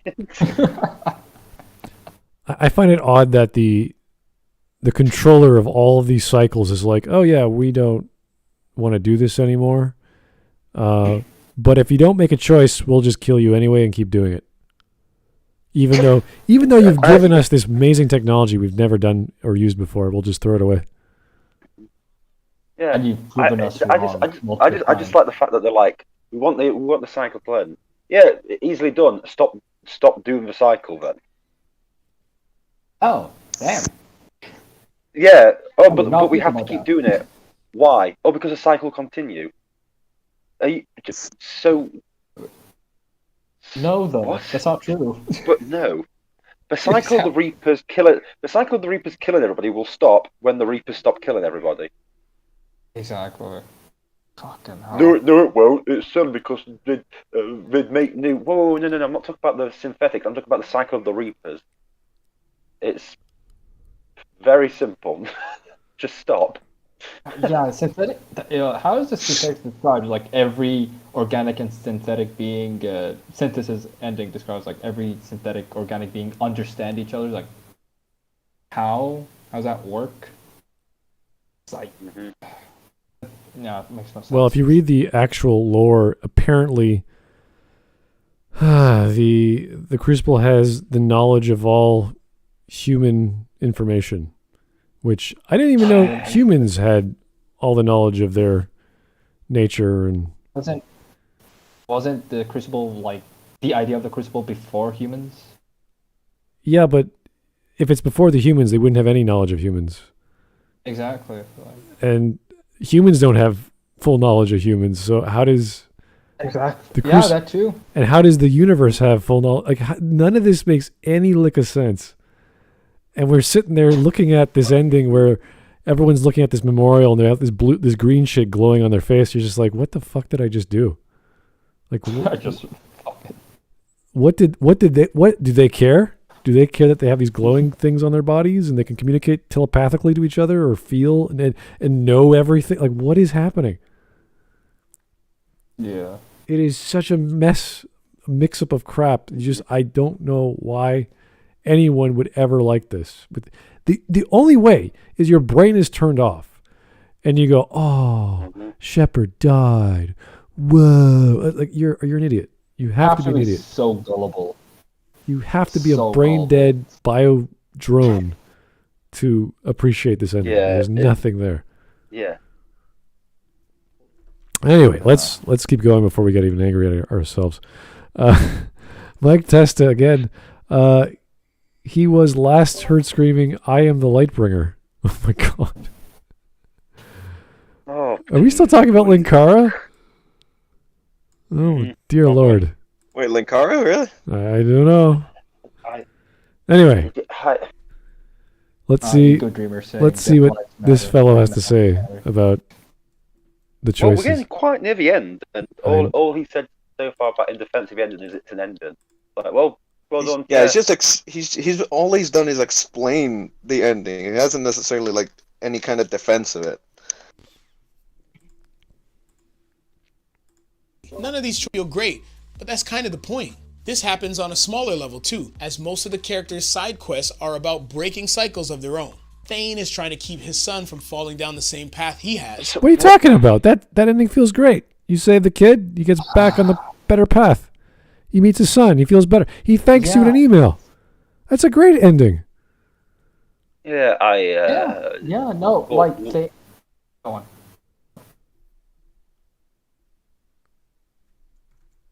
This is such a ridiculous argument he's about to go into. So, if he wants to say choices are all bad, it's like, yes, you can still do that. They don't have to be retarded choices, though. The point of making a choice is that it's the best option out of all the shit choices. None of these choices are good. Exactly. Or even reasonable. You could have said multiple things. The only thing I liked when Shepard has a little bit of bravado is, well, then I choose to die. It's like, yeah, I choose to die because everything else is retarded. Yeah, but then you get the pretty much worst ending. You know what? That was the defiant ending. I think a lot of people chose that. Well, not a lot of people. A lot of fans who couldn't take this crap anymore and said, this is our last BioWare game. And I said that to myself. I never played any other BioWare games after that. I don't think I ever will. And even the comparison doesn't make sense. Like the whole cycle shit. Like with Thane didn't go in. But it's not a cycle though. That's not a cycle of violence. What do you mean? It's like he's just stopping his son following his footsteps. That's not a cycle. Yeah, exactly. That's true. But let's just say. What's the other cycles then? I'm interested to know what the other cycles are because I doubt there actually are other cycles. There are. He's just gonna call it a cycle and that's it. But let's say in WiseCrack's amazing fucking retarded mind, that Thane's son going assassin is a cycle, even though it's not. Let's just say it is for WiseCrack. Thane didn't build a gun. We just and then his son said, "Oh shit, you built a gun on me? I guess you could just tell me, shoot me. I guess." No, Thane just came to him and used fucking logic, and being a father. And they talked it out and explained stuff. It's like exactly. It's one of the few missions in Mass Effect 2 that doesn't just involve shooting everybody in the room. Yeah. So. Yeah, it's a really good mission. The same with Samara's, those are the two standouts for me. Yeah, I like Thane. Shoot, yeah. I like Thane, Samara, and Tali's, aside from the shooting part. I was like, that was interesting, but I think Tali's is the most detailed. Even the acquisition was the best. Like the level design, the idea of staying out of the sunlight. And that was just that's the recruitment. Yeah, everything about Tali was well put together. I always felt in Mass Effect 2. The highlight is still the DLC for Lair of the Shadow Broker, where I guess you could argue that Shepard can sort of no longer be serious. He's just sort of helping a friend, and that's where Mass Effect 2 really shines because it's always the focus of Mass Effect 2 is always not Shepard. It's always someone else. And the great thing about Liara is she's one of the most important characters in the entire trilogy. And they forgot about her in the second game for some dumb reason. And a lot of people knew that. They threw in some jokes about that. Like, oh, you want me to go scan some more terminals? Like, what the hell's wrong with you? Like, they really screwed up her character. So the idea in the first game was she was this potential love interest. She was researching the Protheans all this time. Her focus was on the destruction of their civilization and what happens, and she believes in the theory of the Reapers, which is amazing. So before you're even ready to go anywhere, she's already on board mentally and academically. Then you find out you've got this thing in your brain that can read Prothean artifacts, and now you have this amazing team up of someone who knows the Protheans inside and out, someone who could read the Prothean stuff, and she could mind meld. Like everything's set up to that work, for that thing to work properly. That's why Mass Effect 1 works so well. Everything sort of neatly connects. All the aliens work together. And they forget about that. The second game, they just throw it out the door. There was like one or two Prothean relics in Mass Effect 2. One was the Firewalker DLC, I think. No. It was a side mission, and I think some other I can't remember which DLC it was. It was Firewalker, yeah. You get that stupid orb that does nothing. Yeah. And it's like... Apart from vibrate, like, cool. Pulsate, whatever, yeah. And you're like, what was the point? What was the point of this game? Nothing. There was none.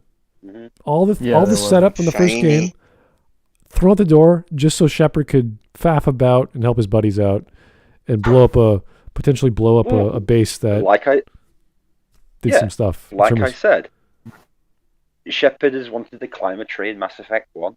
Mass Effect 2, he goes on a short break to the English lakesides, you know, there's a little cottage, sleeping with the random women there and eating scones.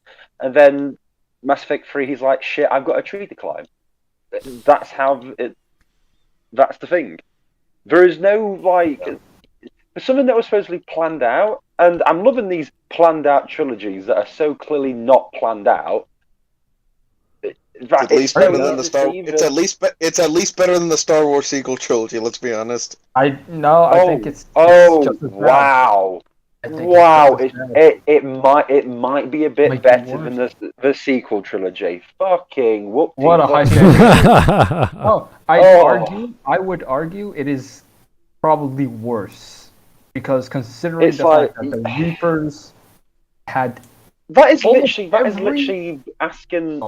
Do you want to be burnt alive, or do you want to be eaten alive by flesh-eating bacteria? It's like, which one would you prefer? It's both a shit way to go, but at least it's up to you. So yeah, Mass Effect and the sequel trilogy. Yeah, it's no. I argue Mass Effect as a plot, even though I tolerate Mass Effect more than sequel trilogy, which is not a high standard. It's potentially worse because considering the Reapers had every opportunity to pretty much succeed in whatever the fuck they were doing. But they did succeed. They do succeed. They do. I know, but they could have succeeded. They could have succeeded without the whole Crucible. They could have done it before the Crucible. They could have they could have waited for thousands of years where they completely forget about the Crucible. But at the end of the day, the fact they can fly into the galaxy in 6 months renders their plan from dark space utterly useless. There is no reason for their plan. The entire plot. There is no reason for Sovereign at all. Yeah. The entire story hinders on the Reapers being constantly dumb. So they can. So. The thing with Mass Effect is it worked better when I'd answer that phone if I was you, might be important. But the thing with the Mass Effect series, it worked better when the Reapers were not in the galaxy and there was this Lovecraftian threat.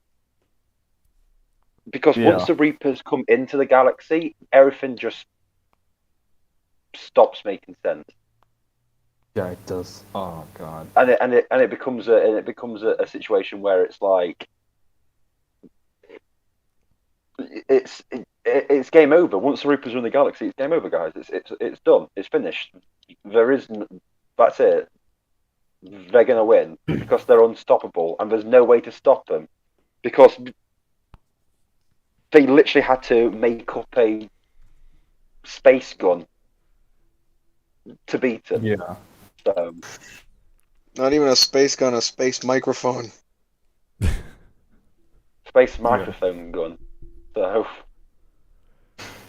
Anyway, let's try and keep going, or I don't know what he's.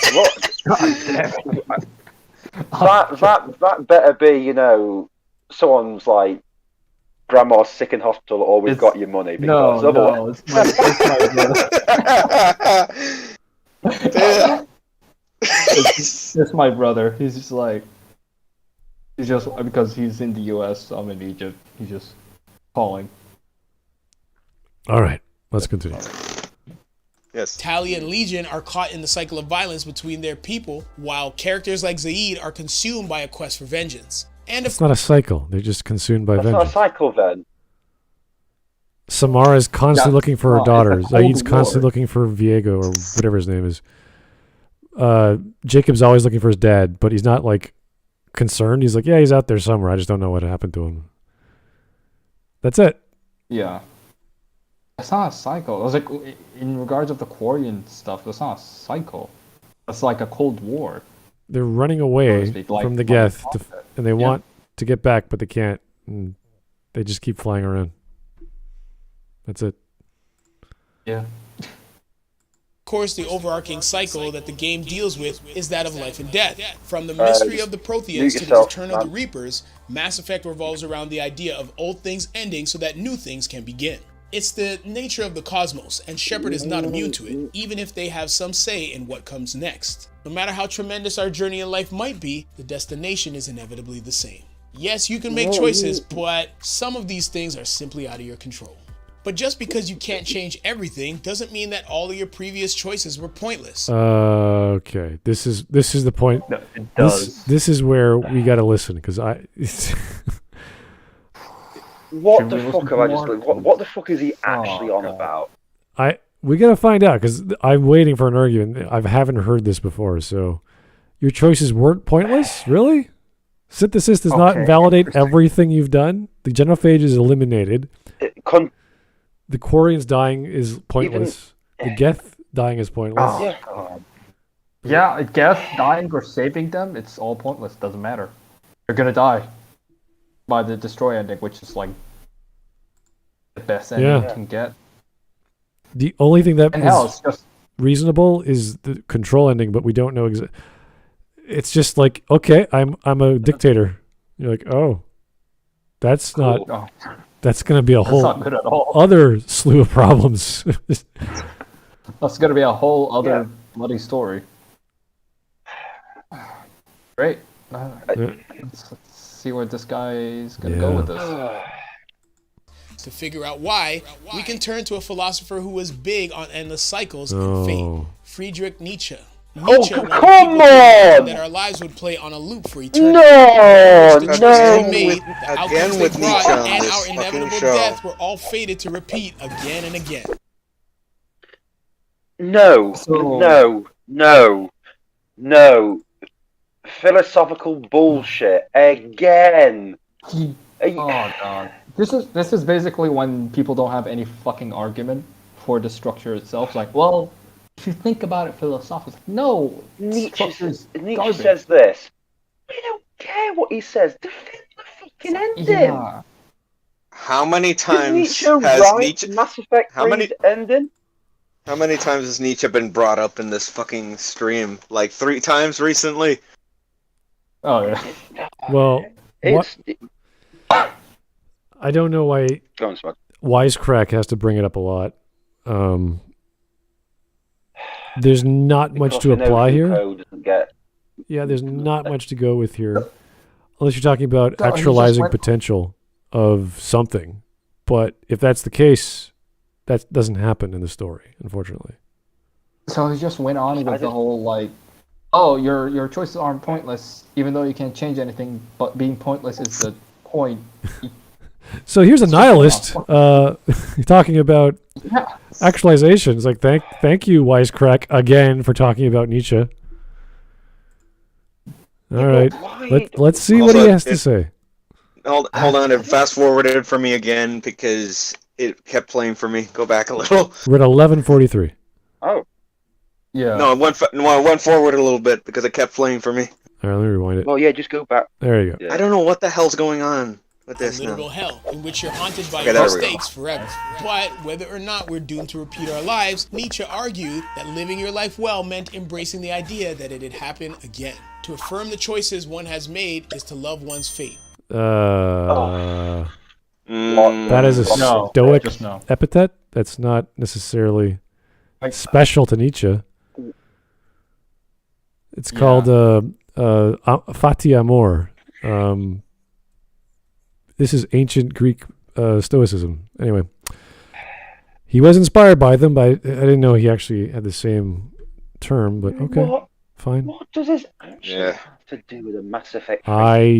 Is he just going to say it's not the ending, it's the journey? Because if he does, I think he might. It's the friends we meet along the way. Oh boy. Oh, if he says that. Because if he says that, then congratulations, you're saying the exact same argument idiots said 9 years ago, and they were wrong then. And if he literally says that, if he says that, the stream's over. Because goddamn, how many people are gonna bring that up? If he says that, then I am definitely going to do the next week's lottery because I've been predicting too many things. This is getting ridiculous. Friends you make along the way is a fucking joke. Oh, it means nothing. It means nothing about your friends. It means nothing about your friends if everybody's dead. Okay? Oh yeah. Yeah, that's also true. Or I'm glad I saved that family. So anyway, everyone's dead. So okay, cool. Or they're genetically, telepathically, technologically linked in some higher plant life form. I'm glad I saved. Yeah, I'm glad I saved that young family from the Reapers, so I can kill them again, rape their bodies with AI stuff and me by sticking bits of me into them and turn them into half robots. Okay, Shepard, we need some DNA to throw into the beam to transmit across all the galaxy. Yeah, I will launch myself into the beam. It's like, no, Shepard, you didn't have to do that. No, just click your finger. What are you doing? Shepard, stop. Not even the worst of Not even the worst of Star Trek is this dumb. Oh no way! No. Like Mass Effect, they had to make an active effort to make this garbage. Yeah, Mass Effect was never good. No, it wasn't. It will fucking. This one. It's just. Yeah, it's. Oh, whatever. As I said, I've heard this argument now for 9 years. In fact, I think it's even. I think you did it yourself, Smud, after your Bookends of Destruction video, that they were starting to bring up it's the journey, not the destination. Yeah. I listened to that when I was 18. I'm 27 now, and I'm still listening to the same bullshit. It's the friends we meet along the way. Like, it's not even true if everyone is dead or the very thing that you're aiming for is a complete colossal failure or worthless. No, it could be worse. Your journey could feel much more worthless because your struggles is fucking a waste of time. Yeah. Yep. Fucking. Not very wise. That was actually a line of dialogue that Liara brought up. It's like, what if we scurry around trying to solve a problem we can't fix? You're like, yeah. What if that's the case? Yeah. Well, I'd rather just try. I'd rather just try than just whatever, Liara. Do not. There is no try. Try, there's not. All right, let's see what he has to say. Let's go on. Jesus. What he calls Orfati. Oh, I was right. Allowing our choices to alter. He did not call it that. That was the Stoics. But anyway, that's fine. He's fine. Yep. It's all right. Yeah. All right, moving on. Galaxy, Mass Effect leaves us with nothing to do but look back on the decisions we've made. And it basically asks us to see those choices as meaningful in and of themselves. Oh my God. Are you serious? Because other elements of the story were good, you should focus on the things you like, as opposed to the things you didn't like. The ending. Nope. That's not critique. That's called favoritism. Yeah. No, that's completely hey, but look at this. Like Smut said, the whole pile of shit that looks like a cupcake. It's got sprinkles, and the sprinkles are actually sprinkles. Yeah, but this isn't a what you're describing isn't a proper critique, because a proper critique of this trilogy tells you, the ending is the worst thing it ever pumped out. I like how the other the ending. Look at the two aliens on the left. One of them is one of the multiplayer characters, and the second one is just a generic Solarian. Yeah. What? Why did you do that? Why is there two Garrus or two Turians? Well, the middle one is a generic one, so. Yeah, those two in the middle are from the back of the box from Mass Effect 1. Okay. Yeah, what of all the characters you could have chosen? Yeah, the reason why I know that is because I can just turn around right now and pick out the actual. Okay. Now, even if this point sucks ass, it could not have been that much easier to just put in like all the crewmates, like Liara, and all of them. Yes, Liara and all of them. No, I'm sorry. Like Liara, Liara, Tally, Rex, Garrus, and the Vermeer survivor, depending. It's just gonna be Liara. It's like it's been a while since I played the trilogy. Shut up. No. I like my multiplayer character the best. That's the choices I made. Especially the N7 ones. They're cool. And no-name Turian guy. And no-name Solarian. Great choices there. You have Grunt and Garrus. There's Garrus, other Garrus. and some fucking multiplayer Asari gal. What is the... Hold on, that is... The Justicar class. Yeah, just some random... Yeah, just... I legit thought that was the bitch from Lair of the Shadow Broker. No. Close, but no. No. She's got the I know. The Paragon looking. What is it called? The armor with the left shoulder pad is bigger. Vanguard. I don't know what it's called. It was in the first game. Anyway. Isn't that the Onyx armor? I don't remember. I don't think so. It doesn't really matter. Anyway. All this is just all this is really going to be is it's the journey that counts, not the destination. And the people we met along the way. The friends we made along the way. You know, I can make friends through the friends we made along the way. I just know he's gonna say it. I'm calling it now. All right. Rather than stepping stones toward an idealized outcome. They mattered because they involved us making value judgments about what to protect and what to sacrifice. They had us balancing principle against pragmatism, the direction of our moral compass against the rocky terrain we had to travel through. Our choices act as the external expression of who we are, a way of imposing yourself onto the world around us. This viewpoint is underlined in the short post-credits scene, which shows an old man entertaining a child with stories about the shepherds who lived long ago.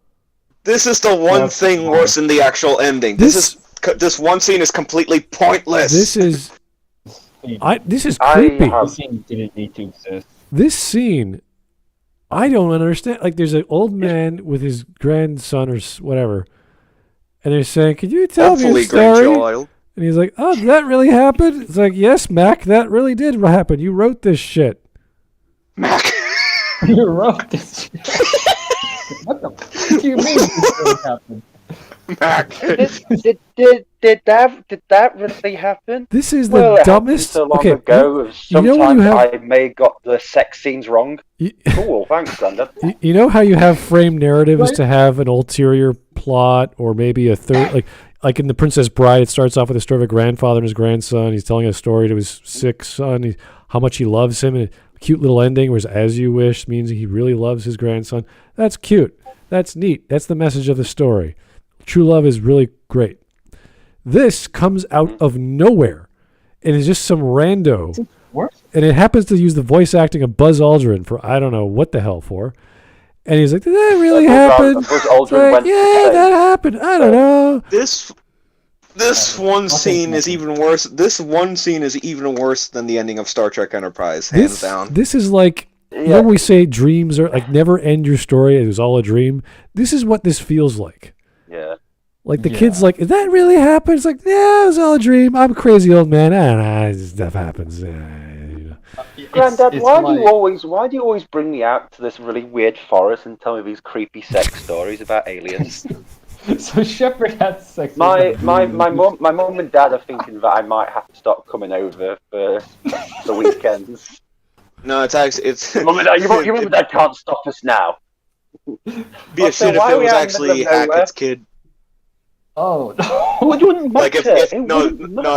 I mean, if the grandparent here was actually Hackett's kid. Yeah, I just. Oh God. So Shepard He's just explicitly in detail. He skims through the entire story, but he's in detail explaining how Shepard had sex.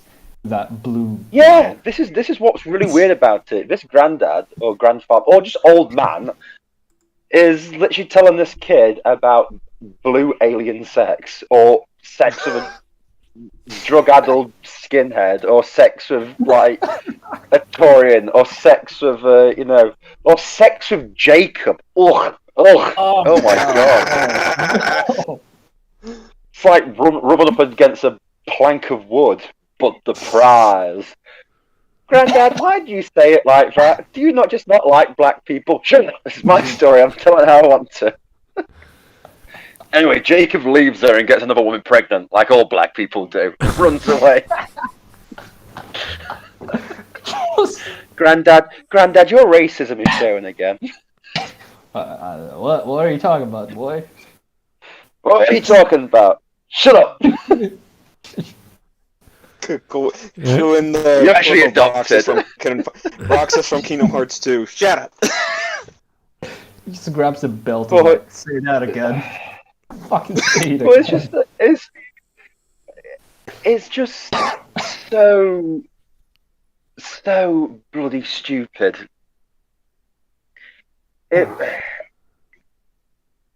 It really is just so dumb and so stupid, and it's just laughable.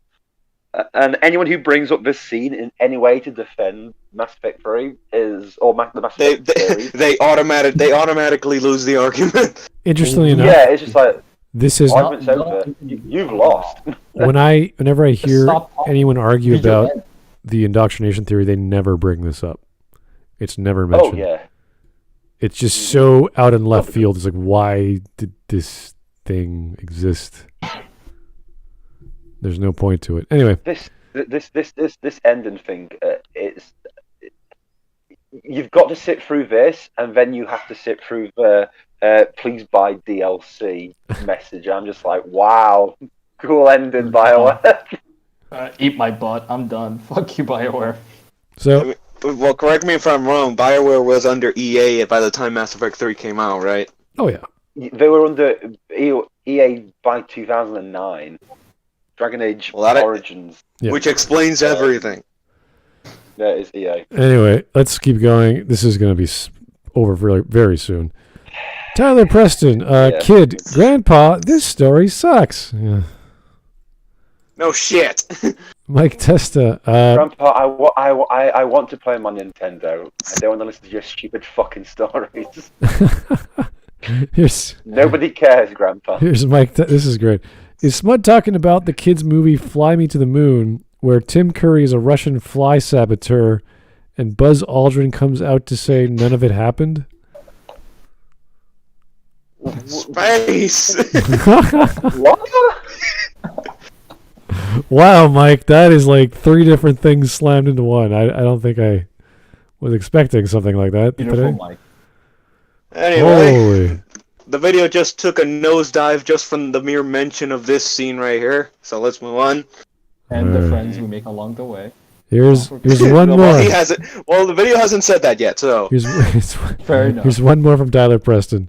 Grandpa, and then Miranda shows Shepard her big old bitties, and Shepard, damn girl. Damn girl, some big ass titties. Jeez. Grandpa, what does this have to do about my algebra questions I've been asking you for the last 10 minutes? Shut up and tell me about the big boobies, the big honkers. Grandpa, cool. Anyway, Abby Shapiro's podcast. Oh god. Alright, let's Oh my god! I've just realised this is probably going to be Tabernacle if he ever has grandkids. Just randomly in the forest talking about random shit. Conservatives don't understand. Anyway, Red Dead 2 was about environmentalism. Metal Gear Solid's a socialist history. Tabernacle. That guy. Granddad, please stop. You're embarrassing everybody. Granddad thought it was about terrorist sympathy. No, it's about environmentalism. Oh, dear. No. Oh. Moving on. Anyway, let's continue. Let's go. Go and against the Reapers. He acknowledges that many of the details have been lost to time, but what remains is inspiring, leading the awe-stricken kid to ask what they'll find when they are able to travel out among the stars again. The story of Shepard lives on from one cycle to the next, offering guidance, reassurance, and encouragement to future generations. Shepard's fate may ultimately have been bound by the limitations of the final decision, but all the choices they made along the way remain powerful enough to resonate thousands of years into the future. No.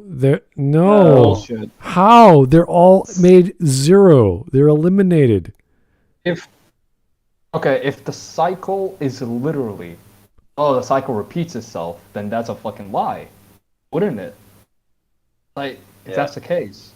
Yeah, it's already a fucking lie. That contradicts itself.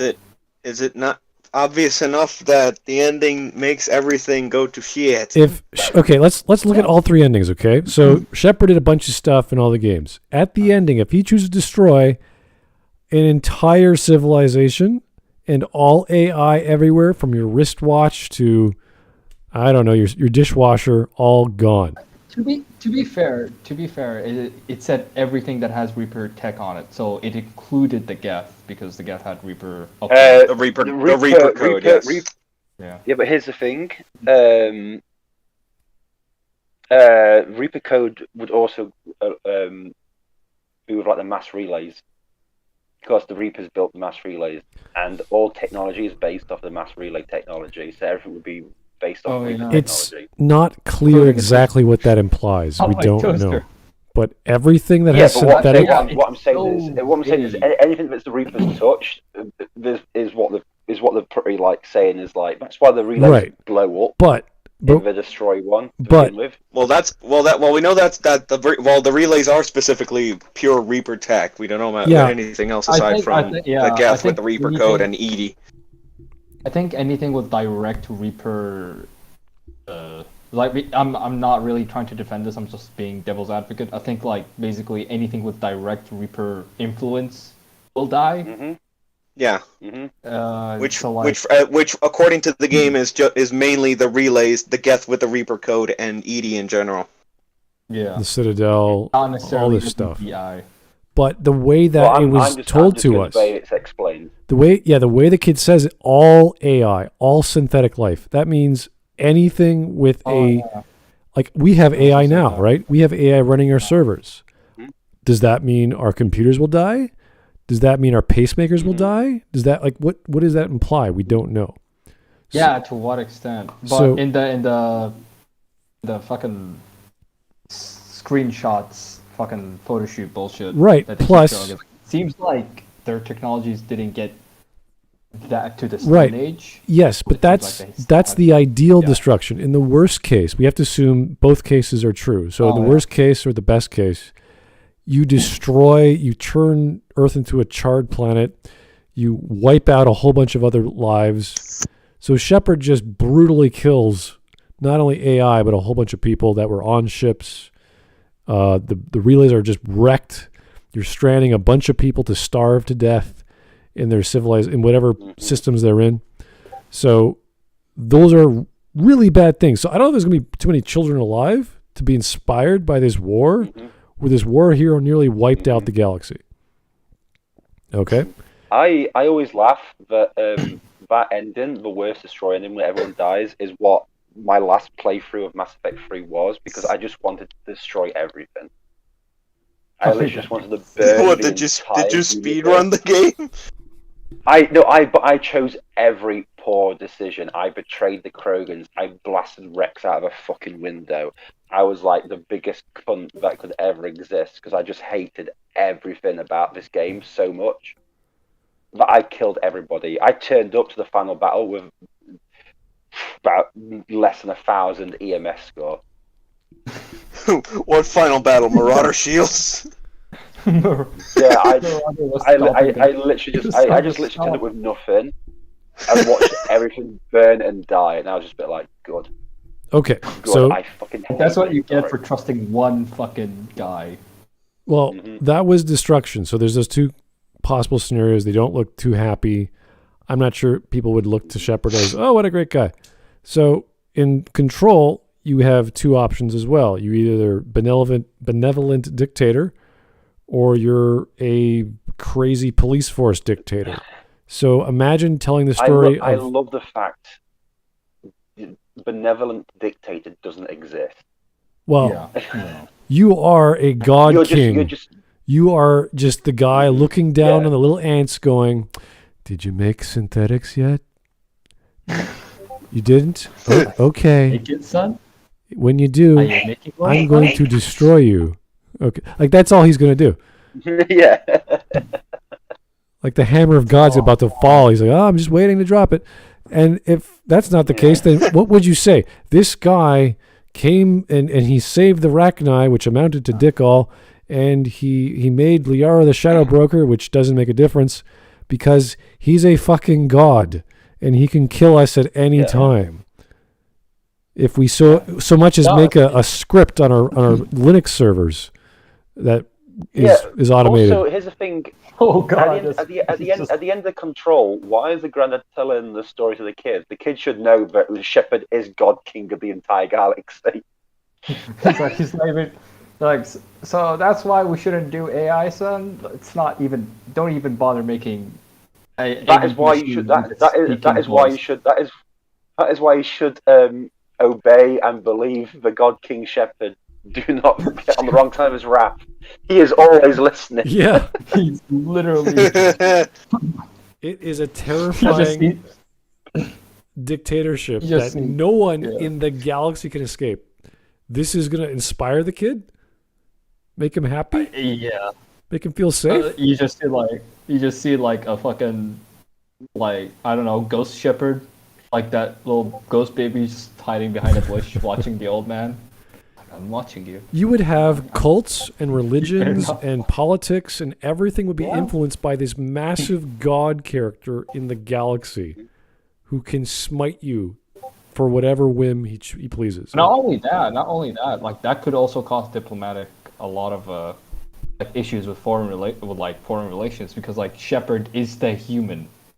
So say like a new Cerberus takes that to their advantage. That's one way. Yeah, that's one way of looking at things. And this is the Paragon option.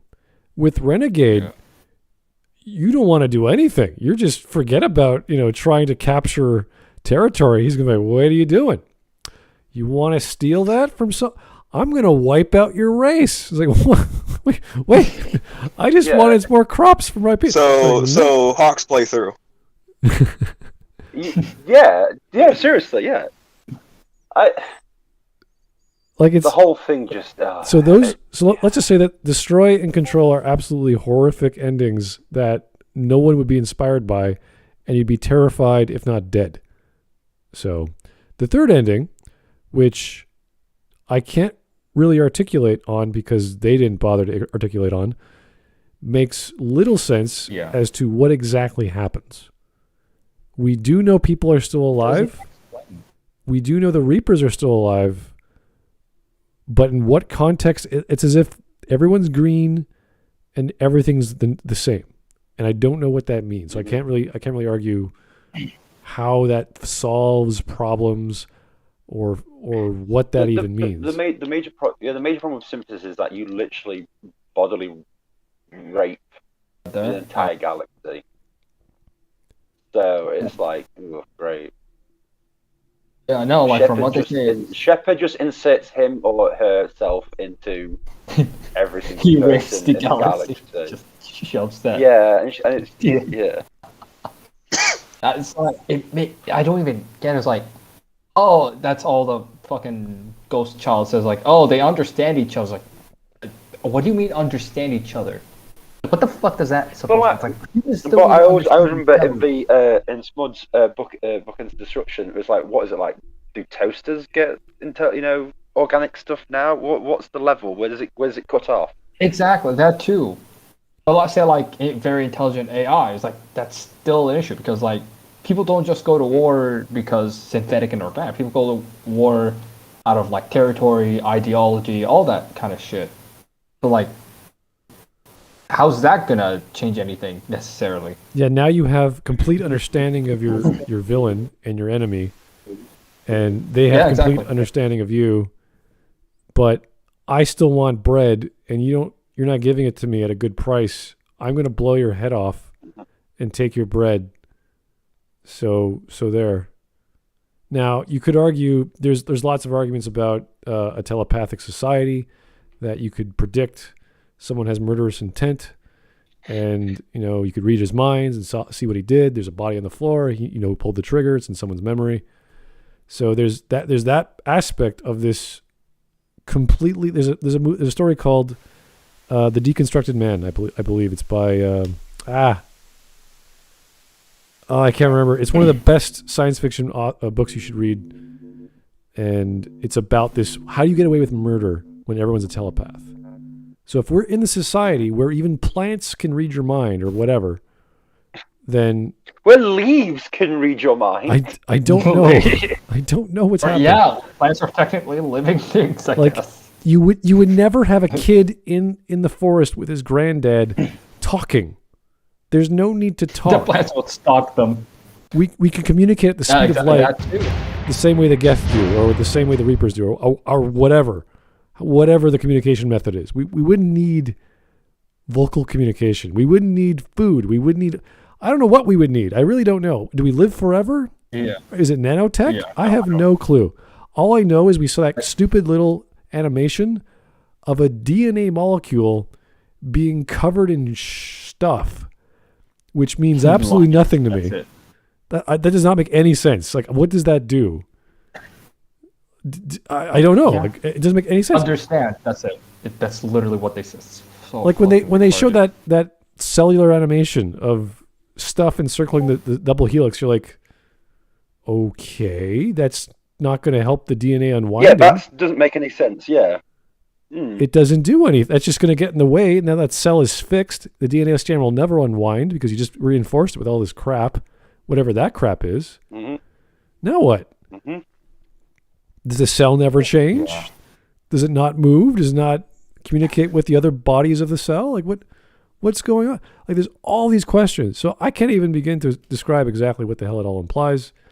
But if it implies that we have perfect understanding or blah, blah, blah, we would have telepathy and instant travel, all this other crazy stuff that I don't know what it means. I could not. Yeah, you're right. Because if it's perfect understanding, that means we should have constant understanding. People's mindsets change.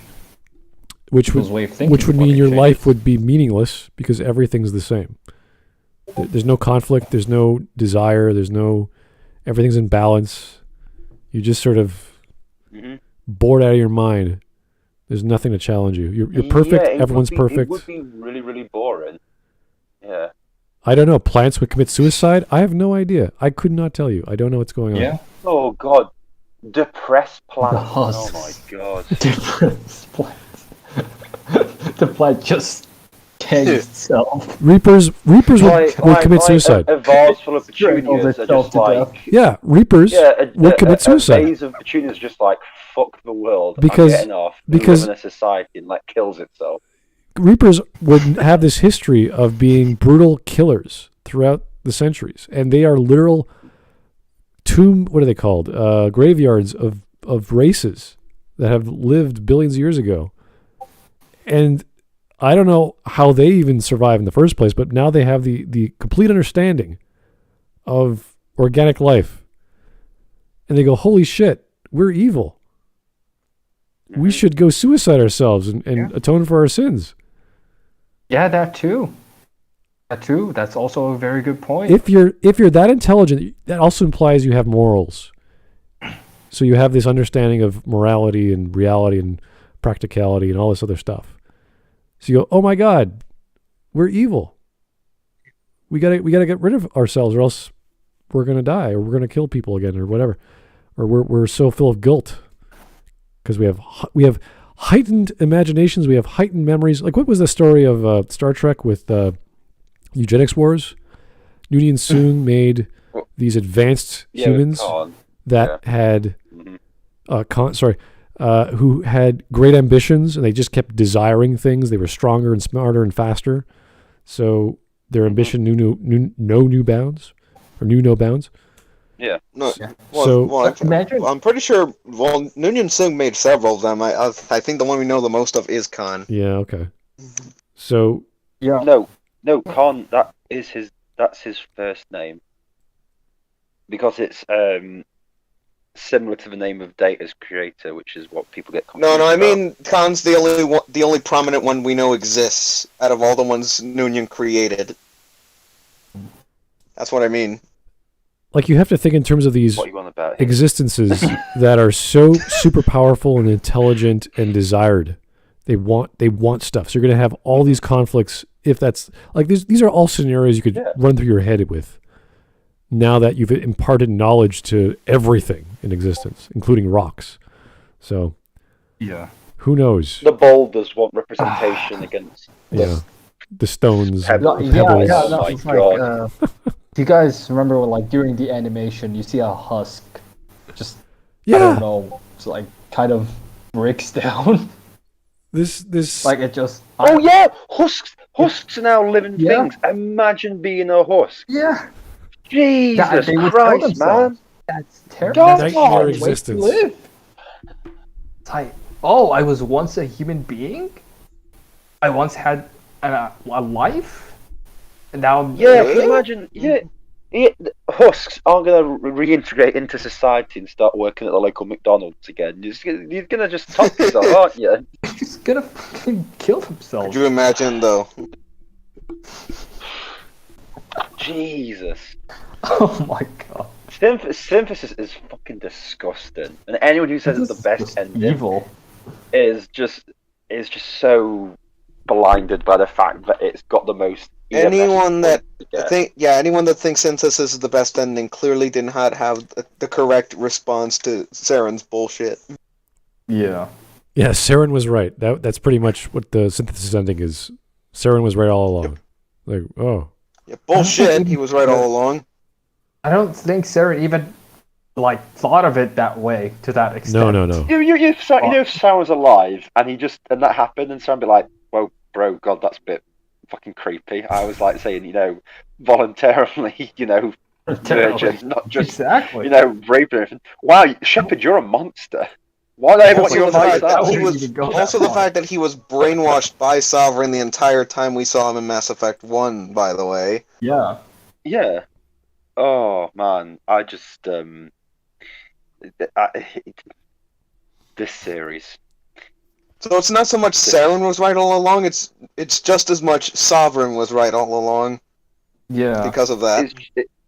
It's just as much the series was fucking shit from the start. This series was just retarded. It was never good. All right. You can like it, but it's garbage. We got 3 super chats, and then we'll get on with the video. I don't think there's much more to say anyway. So, Joe Crazy, I just woke from a nap. What I missed? Dude, you're in the call. He could have jumped in any time. Okay. I guess you don't want to. That's fine. Tyler. Oh, yeah, I forgot that Joe was supposed to hear. Yeah. Shame. That's okay. It's fine. Oh, well. Tyler Preston, how did we get from fighting Lovecraftian robots to this BS? What happened? The writers wrote themselves into a corner, essentially, and they didn't know what to do. Good question for another time. Yeah. Because they'll never get answered. Mike Testa, no, Good seriously, that happened. Never. What? Well, let me try this again. No, seriously. I think it's referring to the Synthesis. That happened.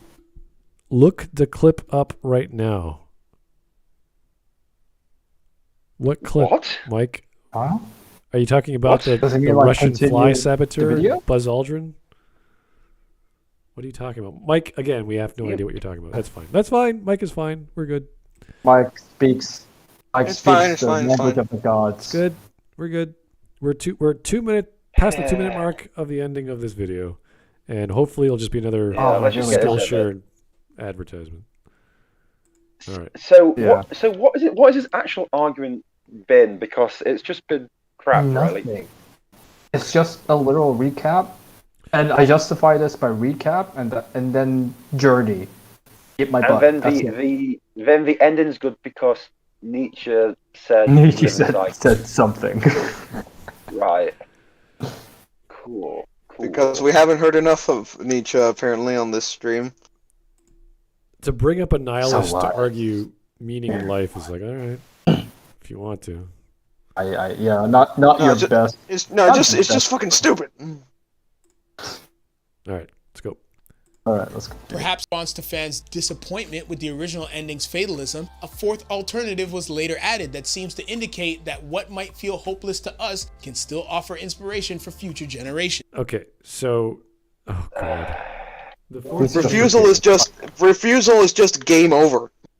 Yeah, refusal's like, yeah, bye. Because everyone was shooting the kid in the back of the head, right? Yeah. And... Yeah. Well, the thing with refusal is it's Mac and the crew going, lol, you what you think is a good ending will make it that everyone dies, and everyone still chose refusal because they just hated everything. And refusal ending is more the players' views towards BioWare, as in like, no, this is it, we're finished. Yeah, we're done with you. Refusal. Yeah. This relationship is over. Refusal is we refuse to give BioWare any more money. Yeah. Oh, Yes. God. This Shepard rejects the Catalyst options, refuses to use the Crucible at all, and allows the Reapers to complete their invasion. In the post, which contradicts what the kid was saying this entire time, because they never thought of this before. In their infinite wisdom, they never conceived this technology to You change the variables. Shepard changed the variables. It's like, right, by making a gun. But you're not going to shoot the gun. No, right? Well, I guess we'll just carry on. So he's not changed the variables, then has he? Okay, whatever. Reapers with millions and billions of years, like Shepard, can you change stuff? Did you change stuff? It's like, are you going to shoot the gun? No. Oh, we'll continue. Bye. Shepard, can you just shoot this pipe, please? Please shoot the pipe, Shepard. Please, Daddy. Please. The pipe of life or something. I don't know whatever that is. It's a pipe of life. Can you imagine? He didn't have a gun. He's like, oh, I don't have a gun to shoot the pipe. Oh, well, can you punch it? Oh yeah, what if he did? Oh right, okay. You know how powerful Mass Effect guns are? Like in the lore, they're extremely hard hitting. You would need like a. Yeah, I know, but it's just one of those things. Like without the gun, it's like the catalyst is just like, oh. I guess you did change the variables. We expected you to have a gun. Oh, okay. Do you? But why is your glass? But why is it a glass pipe? I don't know. Why did they build? What? How? Why would they? The finest weed in the galaxy. You see, the indoctrination theory person would say it's symbolic of Shepard's dream. He's having a vision. It's not real. It represents destroying the Reapers. Therefore, it's all worthless. Thank you. Wait, what? So having a dream of destroying the Reapers by blowing up a pipe? I blow it. Yeah, just like the kid. That's it's a Shepard dream. Wet dream. It's all a dream. It doesn't matter. Pipe dream. His little pipe. Oh, Jesus. Like that. That was good, but fuck me, yeah. Someone would use that as a fucking answer. So, I still, it's a pipe. And then two open conduit things, and then jump in it. This machine does not make any sense how it works. How does holding two blue glowing electrical nodes? The engineer making this, it's like the schematics say we have to make a pipe over there, but over here we got these two electrodes which are really dangerous. I don't know why you want to touch an electrode with your body. That would destroy you. And then we have this giant beam thing in the middle. I don't know what that's for, but we're just gonna build it anyway. Okay. Yeah. Imagine Shepard running out of ammo just mid shooting. Yeah, we can imagine engineers go, God, it's like, do you want to put some rails around this? Do you want to put some rails around this big, massive chasm? Oh no! I mean, someone could fall in there. I mean, that would be terrible if someone fell in there. It'd be just... Oh, what if it wasn't Shepard who fell? It's like someone else's DNA. Oh shit! Yeah. It's kind of funny because you have to make a running jump, and then gravity would take over. Yeah, as well. I don't think he needs to run. He just did it for a dramatic effect. Oh god! Just imagine when Shepard is shooting the pipe, he just runs out of ammo. And it's like, imagine if he missed. Imagine if he misses. Imagine if his aim's that bad, he misses. I think if he misses the Catalyst, like, no, we're wiping out this generation. What the fuck? What was that, Shepard? We're done. I also like the fact that I like the fact that the Catalyst decides to talk to Shepard, like, close to death. There's numerous times they could have. Oh yeah. What if he collapses and dies? Like, he got shot by the Marauder. He got somehow beamed and survived that. He got, controlled Lucid Man for a second. Like, yeah, he could collapse any second now. And the kid is like, Shepard, are you okay? I will wait until Shepard is on the verge of death before I talk to them. Yeah. Why? Well, because I want him to do a running jump into my beam. It's like Shepard's nearly dead. Yeah, but they have to do a running jump to do it. Why? What if he just falls mid jump? He's like, what if he just collapses halfway between deciding? He's just like just dead. You've changed the Oh, he's dead. Oh, fuck. Damn. I always thought his arm would get chopped off because he was getting brought up from that lift. Yeah. And then when you see the floor, there's no seams. Like, it's all seamless. You're like, what just happened? Did he lose a? Did they rebuild his arm? Also remember that when Shepard gets lifted up, their shadow is only half their body. Oh yeah. As in, like, it doesn't show the silhouette of like the rest of Shepard. It's just their head and their arm, and you're like, that arm's really long. That's not his arm, is it? Get up? What if he just doesn't get up from while he's laying down the elevator? Like, wake up! Wake up! I always like to think that the Catalyst wanted to speak to Anderson, but because Anderson died, it's like, shit. Well, I guess we'll just have Shepard now. So, damn it, we got a plank. Fuck. All right. Yes, guess that's all we got. All right. We got a minute and 20 seconds. Oh god. All right. Well, let's just keep. It's just. Credit scenes to this ending, the storyteller explains that a message left behind by Shepard's generation allowed those who came after them to eventually defeat the Reapers once and for all. They fought a terrible war, so we wouldn't have to. A story told by those who came before allowed them to survive. Still, Mass Effect was never going to provide the sort of total closure that some players wanted. It doesn't need to have total closure. No one needed total closure. We needed some closure. Like some. Yeah. Not, as Mac Walters put it, lots of speculation from everyone. Exactly. Well, especially the whole, like, they fought a war so we wouldn't have to. Like, how? Like, the Reapers continued their cycle. They failed miserably. Did you guys find a way? How did you? That's complete bollocks.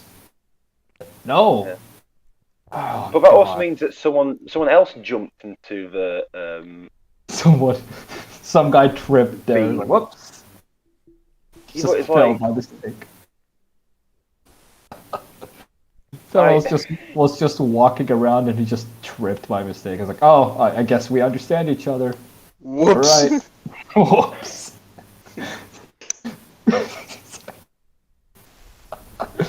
Oh god. All right. Its concern from the very beginning was with cycles rather than definitive endings. The conclusion of one battle simply provides the context for the next. But rather because the story was about cycles, therefore definitive endings don't matter? Yeah, I don't know. This guy... That is a very weird... WiseCrack is filled with crack. That's not very new. So the point of the story is to stop the Reapers, but because the story is about cycles, therefore stopping the Reapers is not the ending? Like, or not the focus? Like, what is he...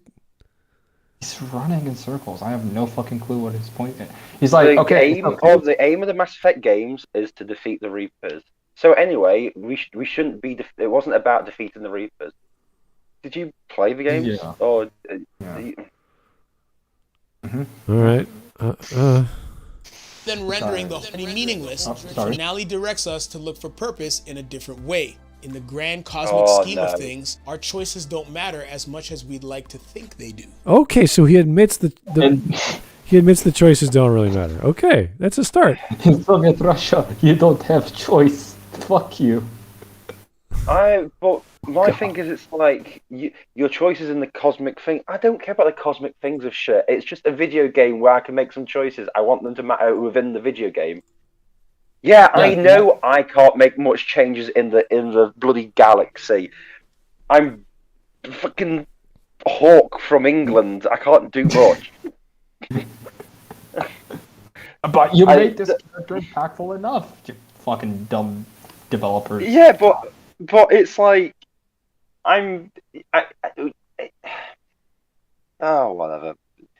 whatever, cosmic shit. Some philosopher said something somewhere at some point, yada yada yada, whatever. Got to use that philosophy degree somehow, kiddos, haven't you? But in the moments where we stand by our friends or face down injustice or fight for survival, then they mean absolutely everything. Except when we kill them, or we turn into a dictator, or we turn them all into... Wait, hold on. Yeah, our choices don't matter apart from when they do matter. Yeah, he just said that. He literally just said that. Yeah, he's literally just gone, it shows that our choices don't matter, but it's the choices that matter that are the good things. He just said like this: our personal choices don't matter on the grand scheme of things, but with our friends, our personal choices matter. Like, no, that's retarded. WiseCrack, what the fuck are you saying now? All right, I'm lost, but okay. There's not much to say here. No, he's making crappy arguments. I heard better arguments 9 years ago, and they were crap then, and it's just like, yeah whatever. But what do you guys think? Have we changed your mind about the ending, or do you wish you had a mass relay? What? We hope we change your mind about the ending. You've said nothing. I hope to rewrite the entire fucking story, but yeah, you know. All you said was the ending's good because our choices don't matter apart from when they do matter. Our choices, yes, but no, yesn't. He's pretty much like that right now. This entire video is completely pointless. Yeah. Have we made WiseCrack now? Change your mind? Change my mind? Wait, what? This video is even worse than the thing it's trying to defending. Dude, I think he's gonna try to strawman us. Like, did you change your mind, or did you want that? Let's listen to. He literally said nothing about the ending, nothing other than what we already know. There's meaning in the choices you made throughout the story, which will be remembered by future generations in a very frightening way, depending on which ending you chose. And they also don't matter. Because... He just went from this. Like, recap. Plus, that makes the ending actually good. Because it wasn't an ending, like it was a cycle. Recap.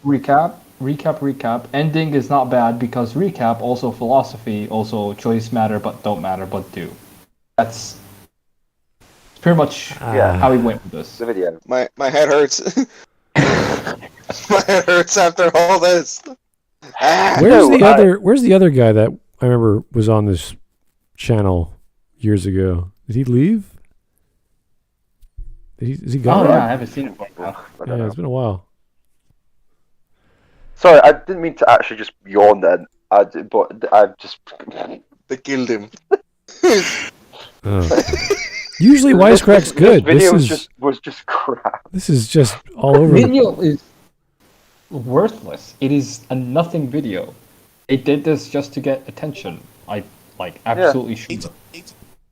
But just a moment, sorry. Yeah, let's play. All right, let's get this over with and get to the stream memes, which people are telling me to do. Woo! Launch us into the sun with. Let us know in the comments. Thanks as always to all our patrons for your support. See, he just gave the best ending to Mass Effect, which is launch all the Reapers into the sun. Yeah. That would have done it. That would have been. Actually, interesting thing. He also ended the same way. The video ended the same way Mass Effect 3 did. Give us more money. Yeah. Shit, yeah.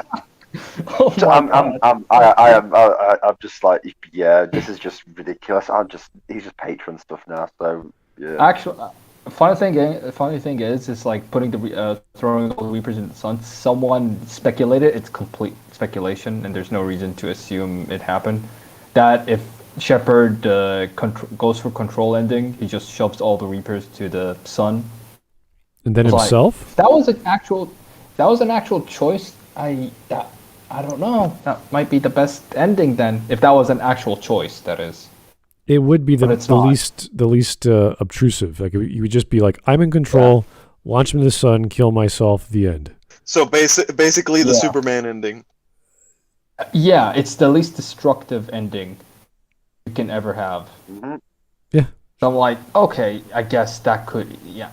If that was the case, if there was an actual implication that, okay, Shepard just launched all the Reapers to the sun and killed him or herself, then okay, sure, that's the best ending. They would still have to rebuild the spinny part of the master relays on the best. Yeah, that. But let's say he rebuilds it and then kills himself. It's like, okay, I rebuilt it. Okay, bye.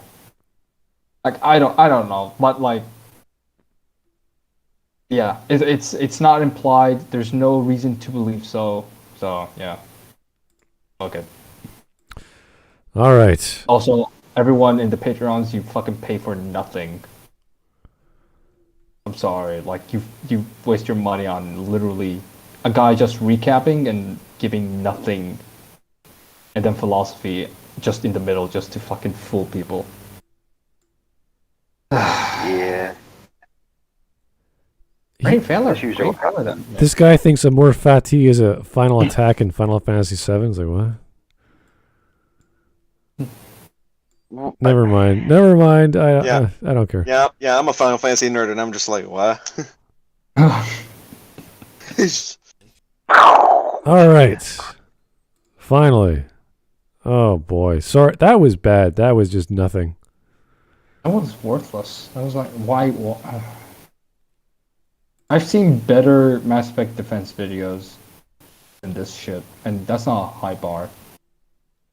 I've seen Mass Effect defense videos, period. All right. Yeah. Before we do this, I got to read some super chats, and then we'll get back to the stream memes. Joe Crazy. Oh, shiz for real. Sorry, was out like a light. Well, dude, I mean, you're still in the chat. You can always jump in. Mike Testa, the clip from Fly Me to the Moon Scene 11. Is that an actual title of a YouTube clip, or what the hell are you talking about? Mike, I still don't know what you mean. Mike Testa, Life is Strange, Mass Effect crossover coming. What? No, that's stupid. Come on. No. It's not even funny, What? Mike. Coming 2025? No, I don't think so. Thankfully. Hopefully by then, BioWare would have released Dragon Age whatever, and they've gone out of business. Hopefully. We can never know. Joe Crazy again. WiseCrack is one of the reasons I never took a philosophy class. Oh, really? Well, they do make some good videos, but if you're curious, I would take a philosophy class just for fun, for an elective. If you're in university already, you need to do a social science or an English or whatever. Intro to philosophy is great. Everyone should know a little bit of philosophy. Yeah. So, anyway, I find it funny that George Kell said it's about the friends we sacrificed along the way. It's about the species we blew up along the way. That is very true, George Kells. That is very true. All right. Stream meme times. May the 30th. There we go. Mateus. This is the classic. Mass Effect 3 endings. Well, you do have a choice, don't you? Yes. Yes, we do. No. Yeah. All right. What fans thought they would get. A Paragon and Renegade choice. Mass Effect 3 endings. What casual gamers thought they would get, which is a big party with all your friends on the Normandy. What IGN felt they got. Jesus. I mean, it wasn't on the Normandy, but we did still get that. Yeah, DLC. It did not make much sense. Let's just say that. Yeah, it was kind of silly. I know. What EA thought they would get, which is basically money. What BioWare thought they created, which was a Michael Jackson masterpiece, I think. I don't. Is that a Michael Jackson Pollock painting? Is it? What's that? Yeah, is that like the pun of that one? Oh, dear. It could be a Pollock painting with Jackson. I have no idea. I couldn't tell you. Looks good though. Yeah, I think that's meant to be the pun though. Yeah. What everyone actually got. Please stand by. Big broken TV signal. Oh dear. I mean, correct me if I'm just as a fun fact, correct me if I'm wrong, but wasn't Michael Jackson originally supposed to play Jar Jar Binks? Whoa. No. I think he wanted to, but George Lucas was like, "Listen, I'm insane, but I'm not that insane." George Lucas saved him from it. I mean, nothing against the guy that actually did it. Ahmed Best, he did the best he could. All right, here we go. He did what he was told to do, wasn't it? So here is Mass Effect 3's ending. We got a whole bunch of scenes here. Epic space battle from Star Wars. Yeah. Goodbye to old friends. Very weird scene though. Charging the conduit. Okay. Yeah. Confrontation with Tim. All right. Best seats in the house, which is Vader dying. I think Anderson. I guess so. Yeah. And then the 2001. Is that the 2001 ending? What is that? Space Baby. Space Baby? Yeah, for this 2001 Space Baby, yeah. Okay. Yeah, that is what Mass Effect 3 ending would be like, yeah. Kinda, yeah. None of that makes me smile. Alright. The blue, green, and red pill. Modern problems require modern solutions. Yeah, it's exactly the same. Yeah, like blue pill, Shepard died, Reaper gone, Citadel blew up, mass relays destroyed, nobody swole. Green pill, Shepard died, Reaper gone, Citadel blown up, mass relays. Red pill, Shepard died, Reaper gone, BioWare. Modern problems require modern solutions. Amazing. Ugh. Very philosophical, right there. It broke new ground. Here we go. The Genophage was a good thing for the galaxy. Everyone's angry. The Krogan would basically conquer the galaxy. That's why the Genophage was good. Everyone's happy. Everyone's happy. I don't think there's anyone that, with any common sense in their heads, that would call the Genophage a good thing in universe. Yeah. Yeah, but then again, we get Geth genocide, and people love that. So, I mean, Geth genocide. People are weird. I've learned to accept that on this podcast. Yeah. Like every time I go into discussion with the whole fucking Rannoch arc, is like, oh, the Geth fucking defended themselves. Like, I'm sorry. You tell me a Quarian government deciding to go to war with Geth. The Geth went in killing billions. So it's not just military. It's innocent men, women, and children. It was a manhunt. And they only stopped at a couple million because they were just worried about an outcome. And like, it's like, tell me how's that self-defense? Yeah. And then they just never answer again. So here's the beautiful, very famous line from Sovereign in Mass Effect 1. And that was all one big lie. So. Liar! Liar! You brought him here! Oh, Anakin. What? Wow, you are the first organic to reach this far. You can kill us now. What? Why? Why? Yeah. That's the Star Trek. Looking better than Shepard. Yeah. I don't know what's going on here, but yes, Tali is. I agree. Best waifu. I agree. It is true. It is objectively true. Now that you put it that way, I had no idea, but yeah, you're probably right. Yeah. Mass Effect, why bother? It doesn't matter anymore.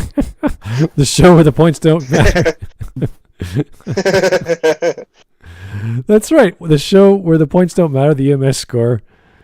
And we all what was the whose line is anyways joke? I can't remember how it goes, but it's the same idea. Yeah. Then Liara showed her big old titties to Shepard. Yeah. It was majestic. The next one though. Marauder Shields. Oh, that's an old game. Marauder Shield. He died trying to save us from the ending. Honor his sacrifice. Man, that's a meme, but it still checks out. Yeah. Yeah, it's an old meme, but it fits. It fits perfect. Yeah. God.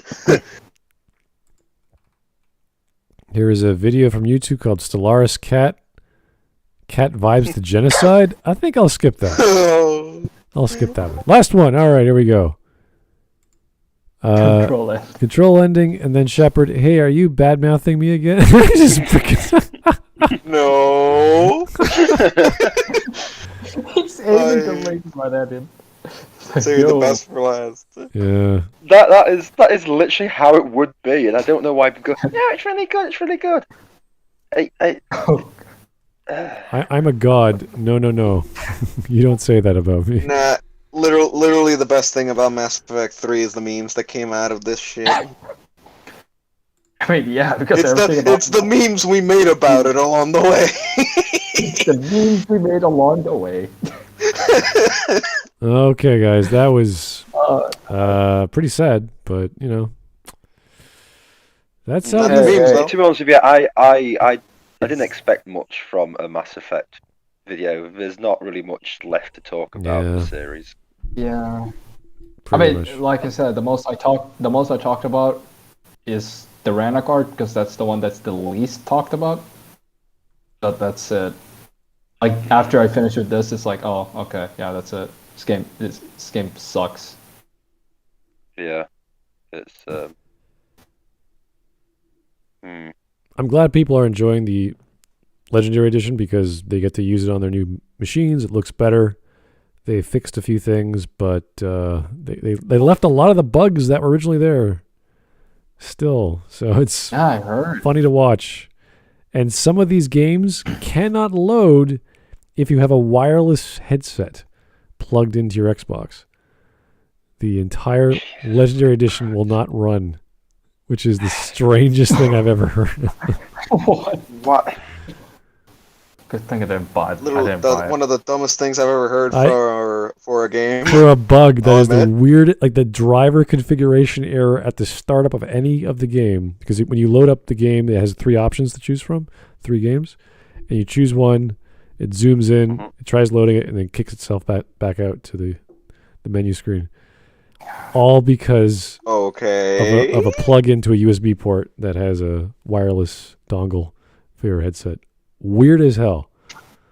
Funny things, but not even weird as hell. That just sounds outright stupid. That sounds like fucking like basic failure of fucking game design.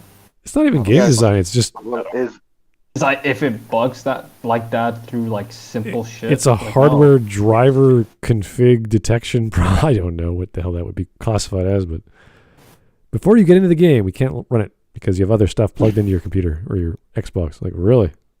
Okay. No shit, Sherlock. Thank you. I like speakers. I like to have headsets. No, that's illegal. Prohibited.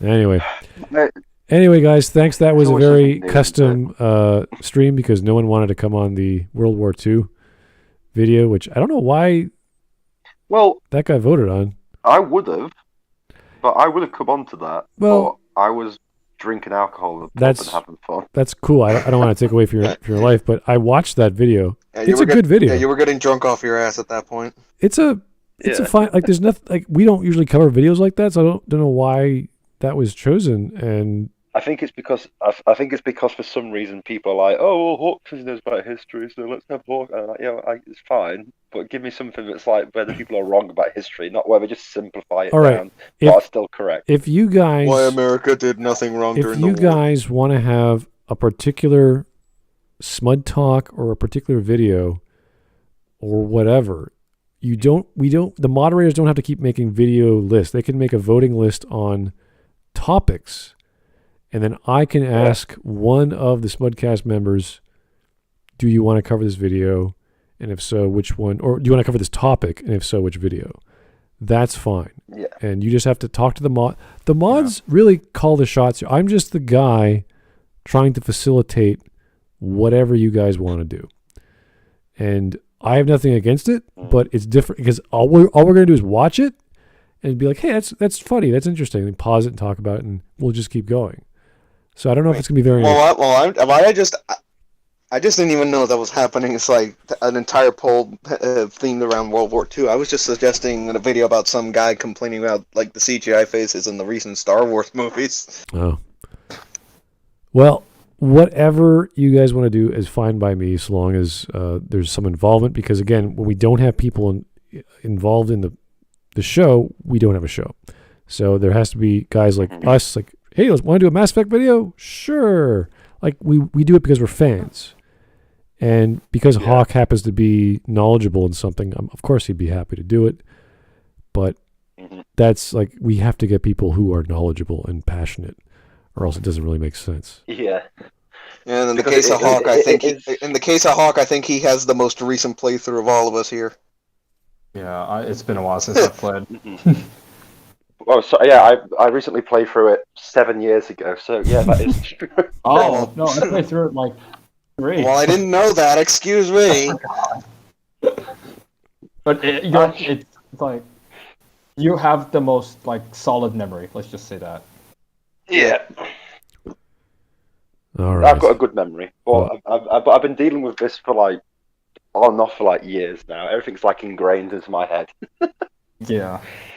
I can't get it out of my head now. It's always there. I can't get it out. It's my curse. Nothing works. It's my curse. Okay. Well, that was not bad. Do you know how much I drink to get through this? Well, guys, it's the drinks we made along the way. Here's for having a great Sunday evening. Hope you're having a nice weekend, whatever you're up to. Thanks for tuning in and listening to us, and hopefully tomorrow will be better and warmer. I don't know. It's been weird weather in Canada. I don't know. It's 30 degrees one day and like 3 degrees the next. It's been absolutely beautiful this weekend, and it's bank holiday weekend in the UK, and it's been lovely and sunny. Nice. So yeah, that's why I've been out drinking a lot. Sat out in the sun, and then when the sun goes in, you can go inside the pubs now. So I've been going inside the pubs and drinking until about 3 o'clock in the morning. It's been great. Yep. 12-hour drinking sessions are perfectly fine and reasonable. Oh yeah, your liver does not mind one bit. Yeah. Anyway. Livers we sacrificed along the way. Oh, good Lord. God. I am fake. Anyway, have yourself a great evening, folks. Talk to you tomorrow. Bye-bye now.